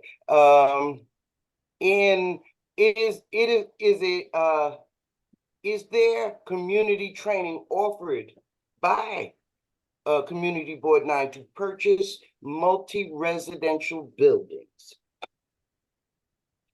Has there been a workshop on that? A workshop on it? I can't remember, not in the last couple of years. Thank you. You have answered my question. I don't want to be difficult, and I don't No, want to. I'm trying to understand what you are asking. Go ahead. Okay. Basically, I can go further, but it would be redundant. I didn't try to use big words. I wanted to make it clear that basically what we're finding out here is people come into our neighborhood that we work 3 times as hard as someone else because inordinately there's privilege given, but we've had this all our lives being here in America. There's a Black America and there's a white America, but what we work for can seem to come and take right from under us. So if one business comes in and says, oh, we're running a building that's 1/3 the size of a townhouse in that block, and say, now we're opening a business and we're opening up a business that is 41 units. It is 1/5 the size of the building that I live in, but it also changes the character of the neighborhood. These people that I talked about in the beginning, they are not receiving any services. I have people sending me pictures of bicycles that sit out in front of their building, the same bikes with the power packs that have caused fires in the Bronx. So basically, we find that if we speak to you about well, I'm having a problem. We want to own our own structure here. I don't want you to talk to me about my healthcare needs or my transportation needs. I want to know how can I get this done? So if I'm not asking the right question to the right person, maybe you can tell me what question I should be asking. Can I just ask? I don't know. Thank you, Patricia. And I'm going to get to, we have 2 hands up and I'm going to get to them, but I think, so the email that you sent, I think it was earlier today. We did read it and we were a bit confused. And so my question to you is the email that you sent and what we're discussing here now, Is it a hypothetical? Are we talking about the Coda building proposal that was in front of Parks and Landmarks? Well, that was in front of Parks and Landmarks, but I don't want to make it specifically towards that. But that 41 units that they're going to put in there is no other building in the on St. Nicholas Place that has that. The neighborhood is crowded with transitional housing, and I understand that because we are a sanctuary city. But for Patricia, Sugar they're Hill, not we are putting upper in, middle class they're not neighborhood. putting Can in we- 41 units, Patricia. Can They're not- can we keep? The row house. I walked it. I am saying, The can row we have house. our neighborhood that we work very hard for, or must we just lie down and allow you to come in and change the whole complexion of the neighborhood? It's I just a think row we house, understand that Patricia. premise. We understand that, yeah. It might be just the roadhouse to you, but to the residents that speak to me as the minister on site, as the activist here, I'm getting a lot of complaints about things going on. But where specifically are they putting 41 units into a row house? That's It's that physically. Coda house that we were talking about right there on the corner But of 41 units let of me finish. housing? Let me finish the answer. On the corner of 152nd Street and St. Nicholas Place, one building in. When they presented, they gave the illusion that they were the corner building, but that's not the building. They are 1/3 the size of the building of any structure that of people that have residential, but yet they want to put 41 units in that building. And they want us, and when we asked them to refer to this committee, they vehemently said, oh, no, we don't need to do it. So it made me suspicious. Thank you, Patricia, for clarifying that. So I'm gonna I see there are 3 people with their hands raised. I'm sorry, Tiffany, I'm gonna let Heather go in front of you because she is the co-chair of Parks and Landmarks for some clarity. Yes. Heather? Okay, thanks. Yeah, I just want to just give a little background. Okay, it's my understanding, Patricia, that you did go and you received a tour of the location. Is it your concern that this building is currently classified as an SRO and that this organization is attempting to change the building's current use as an SRO into a nonprofit or into I guess a business, an entity? So they're taking away housing from within our community and converting it to a business, for business use, even though it's going to be considered a nonprofit. Is that your concern? The concern is that my original question, is this a residential? So it's a use issue. It's a use issue that you're bringing then before this committee, which is housing, land use, and What I'm zoning. saying, upstate New York, when you go, you say, I'm going to use this structure as a business. Or you say, I'm going to use this structure for my family. Yeah, so that's what I'm helping you clarify. I'm helping you clarify that because my question is, because right now it's considered an SRO and they're seeking to change the use from residential housing to a commercial or business use or a nonprofit. And is that the reason why you're bringing the issue before this committee? Yes, ma'am. Exactly what you just said. Okay. Does that help, Signe? Do you need further clarification from me? I don't want to get into the preservation issues. I'm just trying to move the conversation along. Yeah. Excuse me. I can't say it helps because it sounds like we don't have any official designation over whether they can or can't change that. They're taking away housing, which is always an issue for us when they're taking away housing from the community and converting it to a business. Can Barry address that? Barry, can you say something to that? That maybe I can understand. I understand you well. Thank you. I think layman's terms. I have one question, which is this a townhouse or is this a tenement adjacent to the townhouse they already own? It's a townhouse. Okay. Yeah, so the entity that owns a building, we do not have much, if any, say over unless it is land being transferred from the city or some other controlled entity to another, like unless they're selling basically city-owned land or transferring it, which is why we are so upset about 145th in Amsterdam, 1727, because that is city-owned land, and we should have a say. Yes. But this, it sounds like, was not city-owned or any other related entity owned. And so this person bought it and is transferring it now to a nonprofit, which is legal as long as the nonprofit operates as long as the activities in the building are permitted under the zoning use. I assume it's a residential building or zoned for residential building. And so that big, massive zoning for economic opportunity thing that we voted on last month, the city was changing what activities could go where.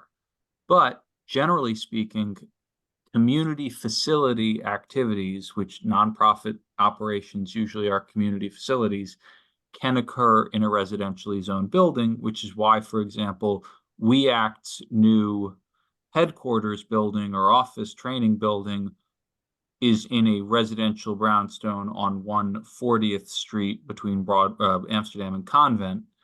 Like that is permitted because nonprofit activities are generally speaking permitted in residential zone buildings. I understand that. Right now, they have just purchased this building, but in fact, the bank owns it. So I'm thinking in terms of the houses, in terms of, I know I might not understand real estate here in New York as opposed to Tarrytown, Westchester County, things like that, Delaware. But I guess my question is also, they also asked for permission to put something on the roof of that small townhouse so that they can do yoga on the roof. There are about 4 or 5 tall buildings there, and they want to do yoga on the roof. In that last vote, was that approved, Barry? That my young and impressionable tween and teenage daughter or son should be looking out the window at a bunch of women doing yoga on the roof, doing upward dog, or what's going on? That's what I'm asking. You should compare notes. You should compare notes with Liz in terms of activities on neighboring roofs. But I asked about the zoning, yeah. I got that beat. But yeah, talk to Liz about it. Come on, Barry. Excuse me. No, but generally speaking, yes, that is permitted on a roof. If they are adding a roof deck, that is usually permitted as of right. I don't know about specific rules relating to the landmarks preservation side of the roof deck question. But from a zoning and land use perspective, as long as they're not adding structures to the roof that violate the built form or the buildings or zoning code. And that's what they came to the landmarks for last week or whatever it was. Was a roof deck? Yeah, they are adding a bulkhead. Yes. A bulkhead, Oh. yeah. They are asking for us to That give was them what a letter of approval that we approve of their adding a bulkhead or ballast or whatever you call it to the roof. Yep. Yes, ma'am. I have a question. Karen, question, and then Okay, Reverend Caldwell. Yes. This is Mr. Gamble from St. John's. How are you? It's good to hear you. How are you? All right, listen. Are we talking 43 St. Nicholas Place here? Yes. Yes. The one right off the corner of St. Nicholas Place where they took the parking away and that townhouse. I used to know the family used to live there, and there used to be a store on the corner right there as well. That's not attached to that townhouse, though. No, I know it's not. But my thing is, why are they putting a what kind of business are we talking about here? It's ambiguous at best. Especially since the height and levels of this, I'm speaking in reference actually to this airspace around here. Yeah. On my opinion, from what I'm hearing, I'm just saying from what I'm hearing from Caldwell here, that would actually change the look and dynamic of this community. And I would be vehemently against that. I fought against the one for the community center over here where they want to build that old 21-story building on our center, which we got back to. Barry, I'm going to talk to you about that later. And Signy, I'll talk to you about that later. Yes. But because we need your help to put something in there. And I'm ready to team up with you, Reverend. But that Reverend Caldwell's got a point there. That would definitely change the look, feel, and dynamic of this community. And I know quite a few people in that don't this area. I see. I'm just not hearing about it. If I had known about it before, I would have been at that meeting because that's a no for me because I grew up in this community. My mom grew up in it. My kids, my grand. The look and feel of this community speaks to what the people before us built here, and I don't feel that it would be right to just come in and just throw a business on the corner there for somebody who doesn't understand the quality of this community. I really have to agree with Reverend Caldwell on this one. I might have been a little bit, you know, uh, outspoken about it or a little, upset about that. But I've been out of the country for 2 months this summer. So I was in Japan and so when I heard about it, like this last week, this whole thing was new to me. I hadn't walked up there. And basically, a lot of the elders, and because for the last 3-4 years, I've been catering to the people. It was the first time I've gotten the chance, and it wasn't even a vacation trip, but to get out. And these people are hot under the collar about this situation. Understood. On Sugar Hill. I live right up the block from it, so yeah. Yes. They're not the only ones. Okay. And Patricia, there's a lot of, buildings that we want to see kept as housing and things like that. And I would be remiss if I didn't, ask about some of the brownstones that are owned out there that are not, like the ones that cross from the church that you guys have. What's going on with that, right? And we would want that to be housing again too. I'd like us to focus right there on Sugar Hill where I'm at. I don't want to talk about what the church, even though I'm involved with the church, and we also have other well, there's Reverend Price as well, so also on this line too. But we're talking about where I live. We're talking Sugar Hill. We're talking right there, even though the church is on Sugar Hill as well. But the area of Sugar Hill in which I am speaking of is directly this. I don't want to talk about what the church has. The church is a conglomerate of people who own that. That's where that money's come from, if that's what you're concerned about. But I am talking about just changing the complexion of our neighborhood. Well, they're both important issues we should keep discussing. But Annette, you have a question?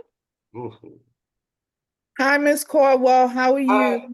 This your committee member. Hi. And what I will say to you is this, and I know when we're all long-standing members of this community, and we know what it looked like before, and we know what changes have come about. But we have to look at things in a sense also kind of like what it is now. That owner of that property, she purchased it not as a business sense, but she is using it to provide a service, whether that is a service that it's available to all of us, if we're familiar with, that's questionable. She's been there for 2 years. Now, what I would say to you is we can use this as an opportunity to move forward in the sense to keep our eyes open when properties are purchased, to see exactly how are they going to serve the community, what they are replacing. But in her circumstance, she purchased that property outright. So what we can do is she came to us for one thing. It's a landmark building. Now that we know that the service is being provided, then let's just kind of hold her accountable and make sure that somehow the people of the community have access to the service.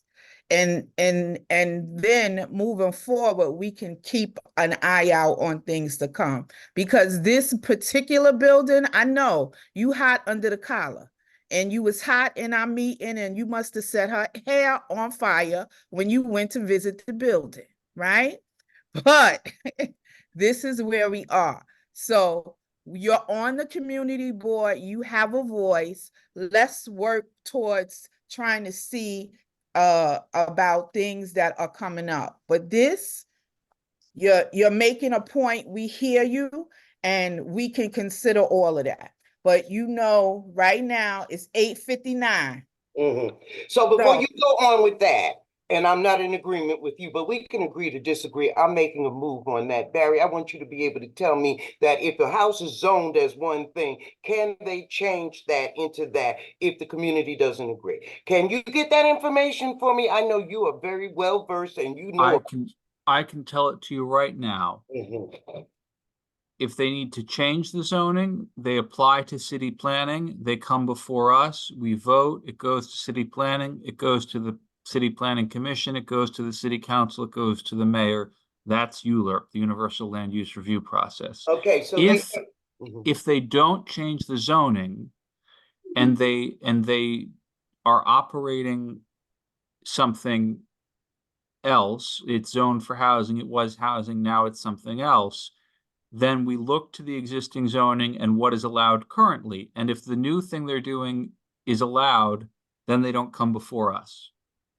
They came before us because they did not, they said that if we approve, then they would consider their proposal for that. So I wanted to make sure that I was on the right track of that because they didn't go to the any city councils or anything They're like not that. asking for a rezoning though. No. Signy, they went to landmarks because they're in a historic district. Exactly. And they They're needed to, But also that building's also a landmark building as well. oh, it's an individual landmark? Yes, No. that townhouse, it was landmark years ago. It's in the district, Barry. I choose so not that's to in the go district? forward. Yeah, I choose to deal with this right now. So they come because they want to change something on the exterior of the building, which because it's in a historic district or is a landmark, they need to come before the community board before they go to the Landmarks Preservation Commission That's to right. get permission to change their building envelope. And so but that doesn't have to do with the activities in the building. Now, the last thing I will say is we gotta that, move on after this. okay, the last thing I will say is that if they are changing the occupancy of the building, meaning how it's configured in terms of what spaces are available, then they need to file a change with the Department of Buildings that does not come before the community board, but they're changing the certificate of occupancy. Barry, you are wonderful. I really appreciate you and thank you very much. You're very clear and concise. Well, we're here to serve. Yeah, I really appreciate you. Thank you. And thank you everybody in this committee. I appreciate it. Absolutely. That's what we're here for. Excuse me, Signy, may I ask, Annette, what are they trying to put there? It's there. It's a yoga center. It's Oh.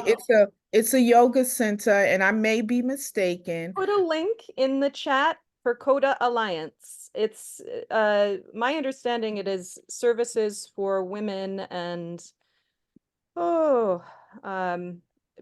check out their link. Women-centered nonprofit social enterprises and entrepreneurs. I'll look into it. They came and presented before the board when they opened. Yes, I asked her that at our meeting, and she came when they opened 2 years ago and went before the health committee. Yeah, she also presented at the health committee. And So- they're adding a bulkhead that will be visible from the street, and they're changing the entrance door. Hence why they're going to landmarks. Yes. Because like I said, building's landmark. Okay. And so therefore, if we were to offer a resolution in there, before we do that, I would also like that Robert's rules be recognizing that we do our votes without outside entities interrupting our vote under Robert's rules, if that's all right. Is that correct? Is that the correct protocol, Barry? Well, if voting has begun, no one can interrupt the voting outside or inside. Thank you. Yeah. Thank you very much. You are wonderful. Thank you. Thank you so much. We love Barry. I don't know about we, but I can only speak intelligently. I love Barry. I'll say Thanks, I Barry. You can't have him all to yourself, Miss Carver. We love him too. Okay. Michael, I hate to say that you're you're gonna be pinched for time here because we gotta keep moving, but I know. Sorry about that. it's Okay, so I'll a- try to make it actually 3 minutes. So I'm gonna put links in the chat really quickly to follow along. Is there any way that I can share my screen? yeah, you should be able to share it, Michael. Okay, great. I will do that right now. Can you see what I'm seeing? Okay, great. Yeah. So, basically, I want to talk about a assembly bill that's currently being considered. It's its current bill status is on the floor calendar, meaning that the state assembly is soon going to vote on this, which is Assembly Bill A4781, which prohibits landlords, lessors, subleasers, and grantors from demanding brokers' fees from tenants. As you know, in New York, on average, people are paying about 15% of their yearly rent on brokers' fees. Brokers' fees disproportionately affect people of color, young professionals, the elderly, people that don't have a lot of income who need vouchers. And these people are unfortunately being discriminated against as a result of these brokers that are not accepting people who would otherwise be able to afford these buildings. So I wanted to bring in this New York Post article because essentially they're holding a lot of rent stabilized apartments, whether it's in Queens or in the Upper West Side, closer to us. They're holding them hostage essentially, whereby this apartment might be $1,000 a month, but these brokers are charging $15,000, $20,000, right? And so you might be wondering, well, how is this legal? Well, for a time it wasn't. And let me go over to this page. Sorry. So yes, brokers' fees are legal in New York City, but there was a brief ban during 2020 during the COVID-19 epidemic. But that was soon reversed due to pressure by lobbyists who then appealed decisions that ultimately allowed for brokers' fees to continue. So now I'm trying to support this resolution that will say that yes, the community board is on board with formally making a statewide ban on this practice, which again disproportionately affects people of color, of low income, of marginalized people in our community. And, if you get rid of this, it's going to allow people to finally be able to have freedom of movement, right? A lot of people are stuck in their situations in part because they can't afford brokers' fees. They can't affect a number of different fees that come along with moving. So in an effort to uphold our vision as a community board to ultimately allow for greater housing and to reduce housing inequality, I would request that we show support for this bill. And in particular, I want to apply pressure to our state assembly members who do not currently co-sponsor this bill. So to just get the list out, we have Daniel O'Donnell, which is basically Morningside Heights. We have Inez Dickens and Al Taylor, who do not currently co-sponsor the bill. This is a problem. There's only 2 assembly members, or state assembly members, that support this bill out of 15. And we need to apply pressure. Yes, the real estate lobby is really big. Yes, they probably make donations to these politicians. But at the end of the day, the politicians got to serve us. So I kindly request that everyone take a look at this resolution and that we say that, you know what, we want to get rid of this practice because it's predatory. They're being extortionists. They're holding rent-controlled apartments hostage that should ultimately be going to people that need it the most. When I was working at the New York Attorney General's office, a lot of times brokers would openly discriminate against people who had vouchers or who did not have a large income, in part because they were willing to eat the fees, usually about 10 times the amount that they would have made. They're willing to eat those fees because they're making so much money off of skipping, these people with vouchers. So ultimately, we're trying to help out people who normally wouldn't have the means of being able to afford these higher brokerage fees. So You know, again, I would encourage everyone to read it and to add any amendments if they like to. I see Barry has a question.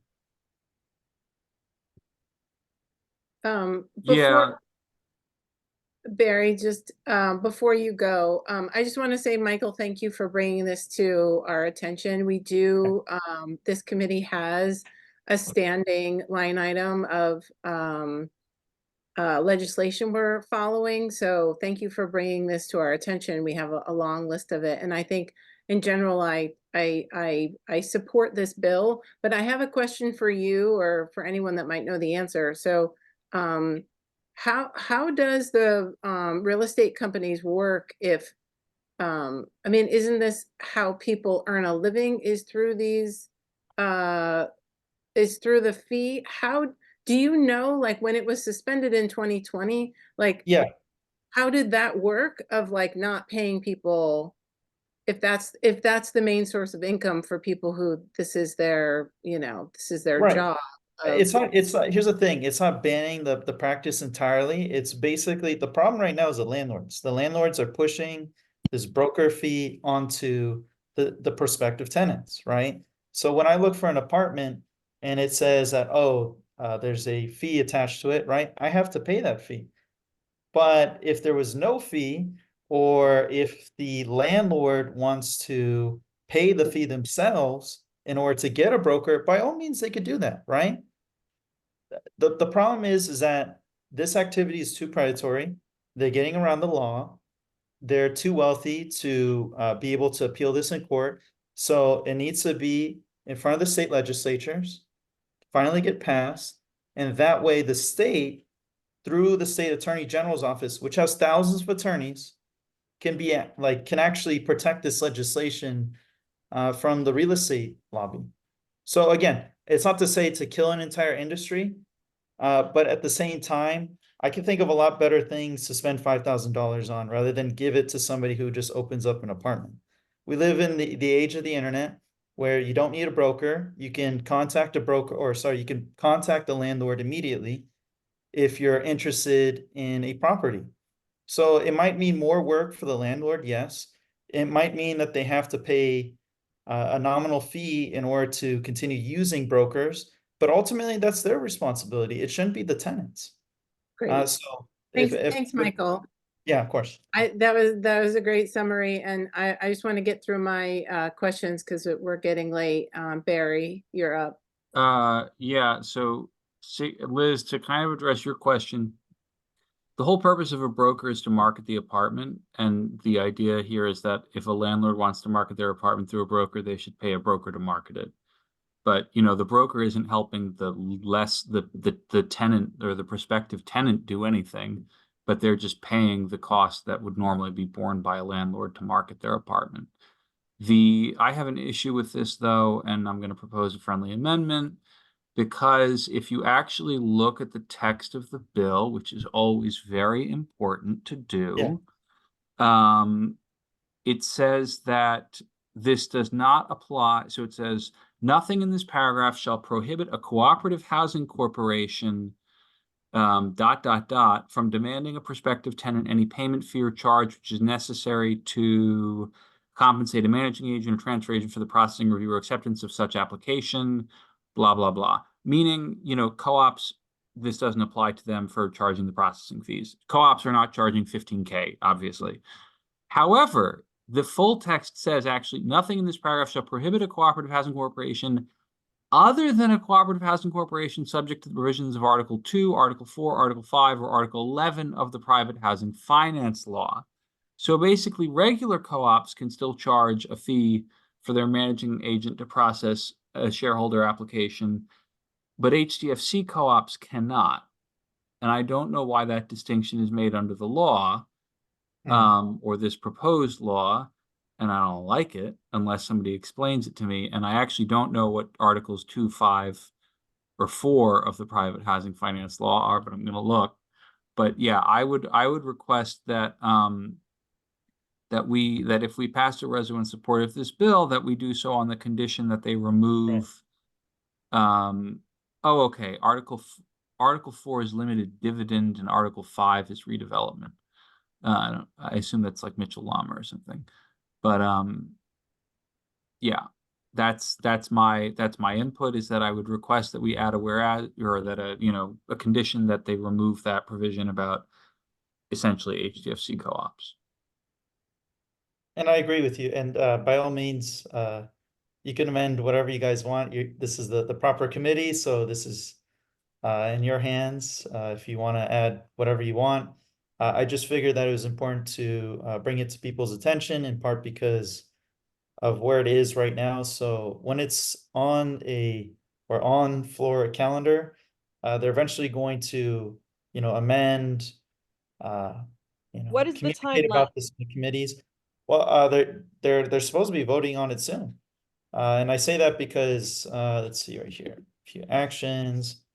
Okay, so it's on their reading calendar, meaning that they're gonna read the bill and then they're gonna deliberate about it in their committees. But we can get the jump on it early and say like, hey, we support it. And as Barry mentioned, we would like to amend certain aspects of this that we believe are limiting factors to what we ultimately want, which is to create more affordable housing.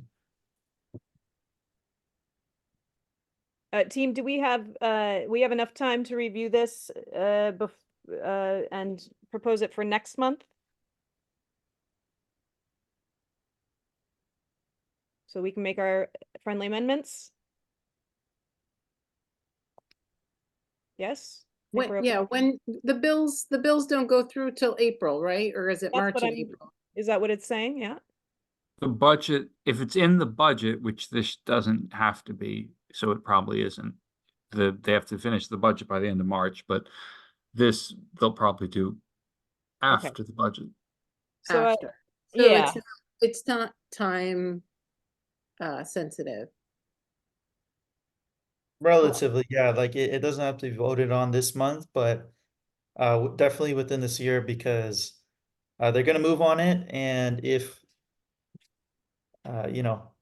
only 2 out of 15 state assembly members support this bill initially, we don't want them to just bury it and just make it business as usual. We need to make some noise about this and say that, hey, this is a major issue. it I might be think interesting to everybody- ask our assembly members, what their position is if they have one. Right. I If they agree. show up at general, or we can send them an email. Right. And, the reason why I think it's so important is that obviously past legislation has failed. There hasn't been something as extensive like this in New York. Again, they had it on the city level for a short amount of time, but ultimately that was defeated in part because of the real estate lobby and the amount of attorneys that the state has in comparison to the city is, quite huge. So I'd rather have the state offend this through their powers, through the Attorney General's office, rather than the cities that, have failed in the past, right? They failed in 2020, so we should give it up to the state. Okay. I see Heather, your hand is raised. Yeah, part of my question was answered. I do see the link now in the chat, but I just want to say that it's a service that the tenant is seeking. I personally don't use brokers. I think you have a choice to reach out directly to landlords as opposed to a broker to find your apartment. So if you're seeking a broker for your apartment, it's because you have a far better comfort level with dealing with a broker instead of an owner directly. And therefore you're choosing to pay that fee. And you have a vast variety of apartments to choose from, because I guess brokers have a lot of listings in their back pocket. So I'm I do have to disagree. I don't mean to interrupt with that point, but I've literally had, and I've looked for apartments before. I've literally had the landlord try to charge me a broker's fee. Well, that's illegal. You can't be a landlord and charge a fee. So I'm just saying you should just reach out to landlords directly. And I'm sure you know the law, but that you can't do that if you're a landlord. You can't charge a broker fee. Right, but again, we should make it pretty explicit that you can't have a broker's fee for. But if you're choosing that Okay, yeah. service, then I believe people should get paid for the services they provide. I don't agree with it. I come from a Absolutely not. place where this is absolutely horrendous, and that's why I don't use brokers, to have to pay a broker fee for an apartment. I don't agree with the practice, but that's how things are done here in New York. No, no, no, And but here's the thing. there's nothing about this that would stop a tenant from using a broker to find If an you apartment. choose, yeah, if you Yes, choose to yes, do if the so, tenant chooses. you should pay for that service. But some landlords hire a broker to market their apartment and then make the tenant pay their broker, pay the landlord's broker, regardless of if the tenant used the broker. And that's what this is making illegal. Because it was illegal, the courts struck it down, and so this puts it into law as opposed to an administrative rule that it's illegal, I think. So basically, if you're a tenant and you want a broker's help, you can go out and hire a broker. But yeah, like buying a house. But if you don't have a broker and you walk up to a landlord and say, I want to rent your apartment, the landlord right now, without this law, can say, great, you've got to pay my broker that I gave the listing to, you know, Well, however I much disagree their with fee is. that. I Yeah, think well, if you approach a landlord directly, then you should be able to get that apartment without paying a fee. But they do usually make you pay the fee regardless of whether you use the broker or not. Well, that's illegal. I haven't heard of that, but I know that people prefer to deal with a broker than directly with the landlord. That's my experience. And if you go directly to the landlord, there's no fee. I just want to make one last comment. I know, sorry, it was supposed to be 3 minutes. I'm trying to get to the tab. It's kind of in the way. Let me see if I can. I'll have to close out some of these tabs. But if you're choosing Right here. So a lot of times when you're looking for an apartment, and let's say you come from a low income family, you have to use these vouchers, right? And so a lot of times, you know, these brokers, these real estate firms, they're willing to eat these fees. Why? Because they're nominal, right? $2 million is nothing to them. Since 2017, if you put that out in a year since, well, that's been 6 years, right? 6 years? Okay, that's nothing. That's nothing to them. They can easily eat those fees. Yes, they're gonna get caught every once in a while when people report them, but people are desperate for housing. So we got to stamp out the problem. Ultimately, it's okay if you want to be a broker, but the landlord's got to pay it. I don't think that a tenant should have to pay this fee in the first place. Well, if they're using the service, I think the tenant should pay it. But Otherwise, sometimes they have no choice. go directly to the landlord. But that's, you know, I'll get my vote. But you know, I think you should pay for the service that you choose. I say go directly to the landlord. Which Yeah, is if not always an option. I think that's the problem here is it's maybe Right, illegal, but because people are still doing going it. directly to an you know, an owner or a landlord, they don't have the capability a lot of times to broadcast a listing over all these various sites that you have to pay for in order to get on the site and have the vast listing of choices of apartments to choose from. And that's the service you're paying for when you hire a broker. Yeah. The access to all the listings instead of just going directly to a landlord that does not have that access unless they pay for it. Got it. We're trying to get rid of the illegal stuff, it sounds like. So again, so Barry, what was your issue with this? That HDFCs are being treated differently than market co-ops. Right. Market co-ops or co-ops in general, if you want to buy a co-op, the co-op usually has the management company of the co-op charge you like a $50 or $100 fee to process your application. So whether that's scanning it or making copies for the board or going through, you know, that's pretty standard. No one's charging like $1,000 for this. They're charging 50 to 100 usually. Application fee should be it's supposed to be $20 with the new rules. Right. Whatever it is.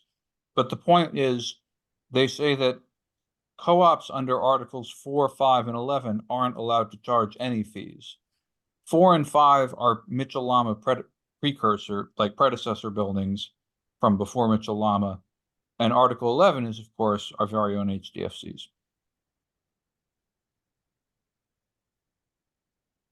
I'm highlighting it in the bill. Can you go to the rest of the language? No, where you had highlighted the rest of the sentence. Necessary to, it. Oh, there's more, I see. There.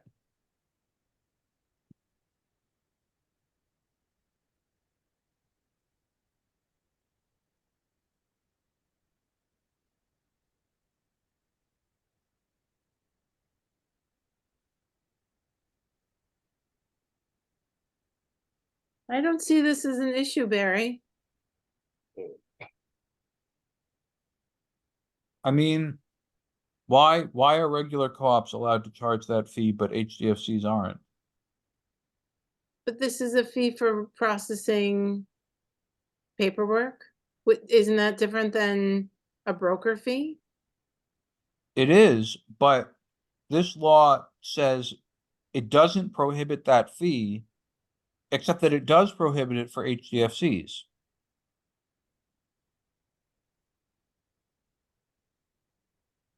But where does it say that?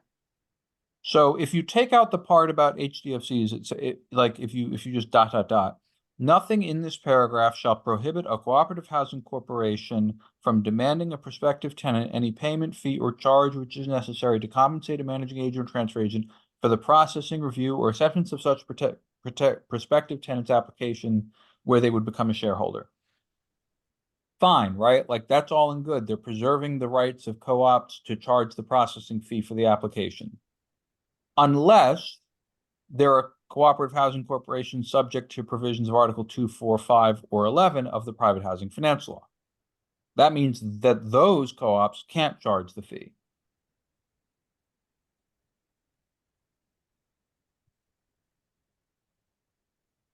Oh, I think I understand. It's late. Nod your head. Is it because they're getting ownership or shares? No, well, that's why the fee is allowed, because you're essentially, you're paying to apply to become an owner. So you're kind of paying the fee to yourself if you buy. But Yeah, why are they? Then why, the realtor gets it I on get the it. back end for like selling the unit. No. But these fees are entirely separate from broker's fees, which are also paid when a co-op unit is sold.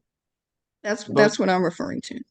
Yeah. This is just clarifying that this rule about broker's fees and things disguised as broker's fees doesn't apply to that very normal fee. In a co-op, but if it's an HDFC co-op, it does apply. And the reason they're saying that HDFC co-ops, I think, are not allowed to use this fee is because they're mentally treating HDFC co-ops like public affordable housing. Which they're not. Correct. Which we've been fighting that fight with April for many years. Okay, well, I would agree with that. I understand and I agree with that. Michael, does that make sense to you? Yeah, absolutely. And again, it's a democratic process. Whatever you think is should be included in there, by all means, can be your guys' resolution if it has to, or if you want me to. So we will put this on our, our public place where we can make some addendums, and we'll bring it up again next month. How's that sound, everyone? Why do we need to wait another month? Why can't we just add a comment in the resolution? If you guys want to make a quick friendly amendment and do it on vote on it Thursday. tonight, that means we'll have a little more time tonight. Well, all we need, we need to review because Michael, you prepared a reso, correct? Yeah, he correct. was It's in showing the it chat. I earlier. can put it one more time. Hold on, I'll stop share. I've got too many things going on at once. Why can't we just review the reso, add a paragraph about the HDFC clause, and do it Thursday? We'll have to make sure the executive committee takes a look to put it on the agenda, correct, Barry? Is that tomorrow? No, we've already had it. So we'll have to Oh. try email. Yeah, I mean, this should wait until next month unless it's time sensitive. agree. Because number one, it's late, and number two, it's supposed to have, like, we're supposed to go through exec. Yeah, usually it goes Um, through the committee and then through I exec. thought it and was, then- yeah, I thought No, it we was. had an early exec because it's the first Thursday was the first of the month. Yeah, this is one of those months where the second Tuesday and the third Thursday are in the same week. Okay, overruled. All right, very good. We will put this on for next month for adding. Okay, guys. I hope we can get through the next little bit quite quickly, which is old business. I'm gonna put the agenda back up, guys. This is going on right now. All right, so we just spoke about legislation we're watching, and we'll follow this up for next month. Is there anything in the old business that is something we need to address importantly? Legislation developments, public member updates. Only thing really quick there is that there are the board, the executive committee, and the board as a whole has taken our amazing public member recommendations, and they're probably going to addend them a bit from what we created, but at least we got this ball rolling. So thank you, Tanya, Jared, Anita, Olga, everybody who's been involved in that process. Okay, that's moving forward. NYCHA updates. RKO, we'll talk to April.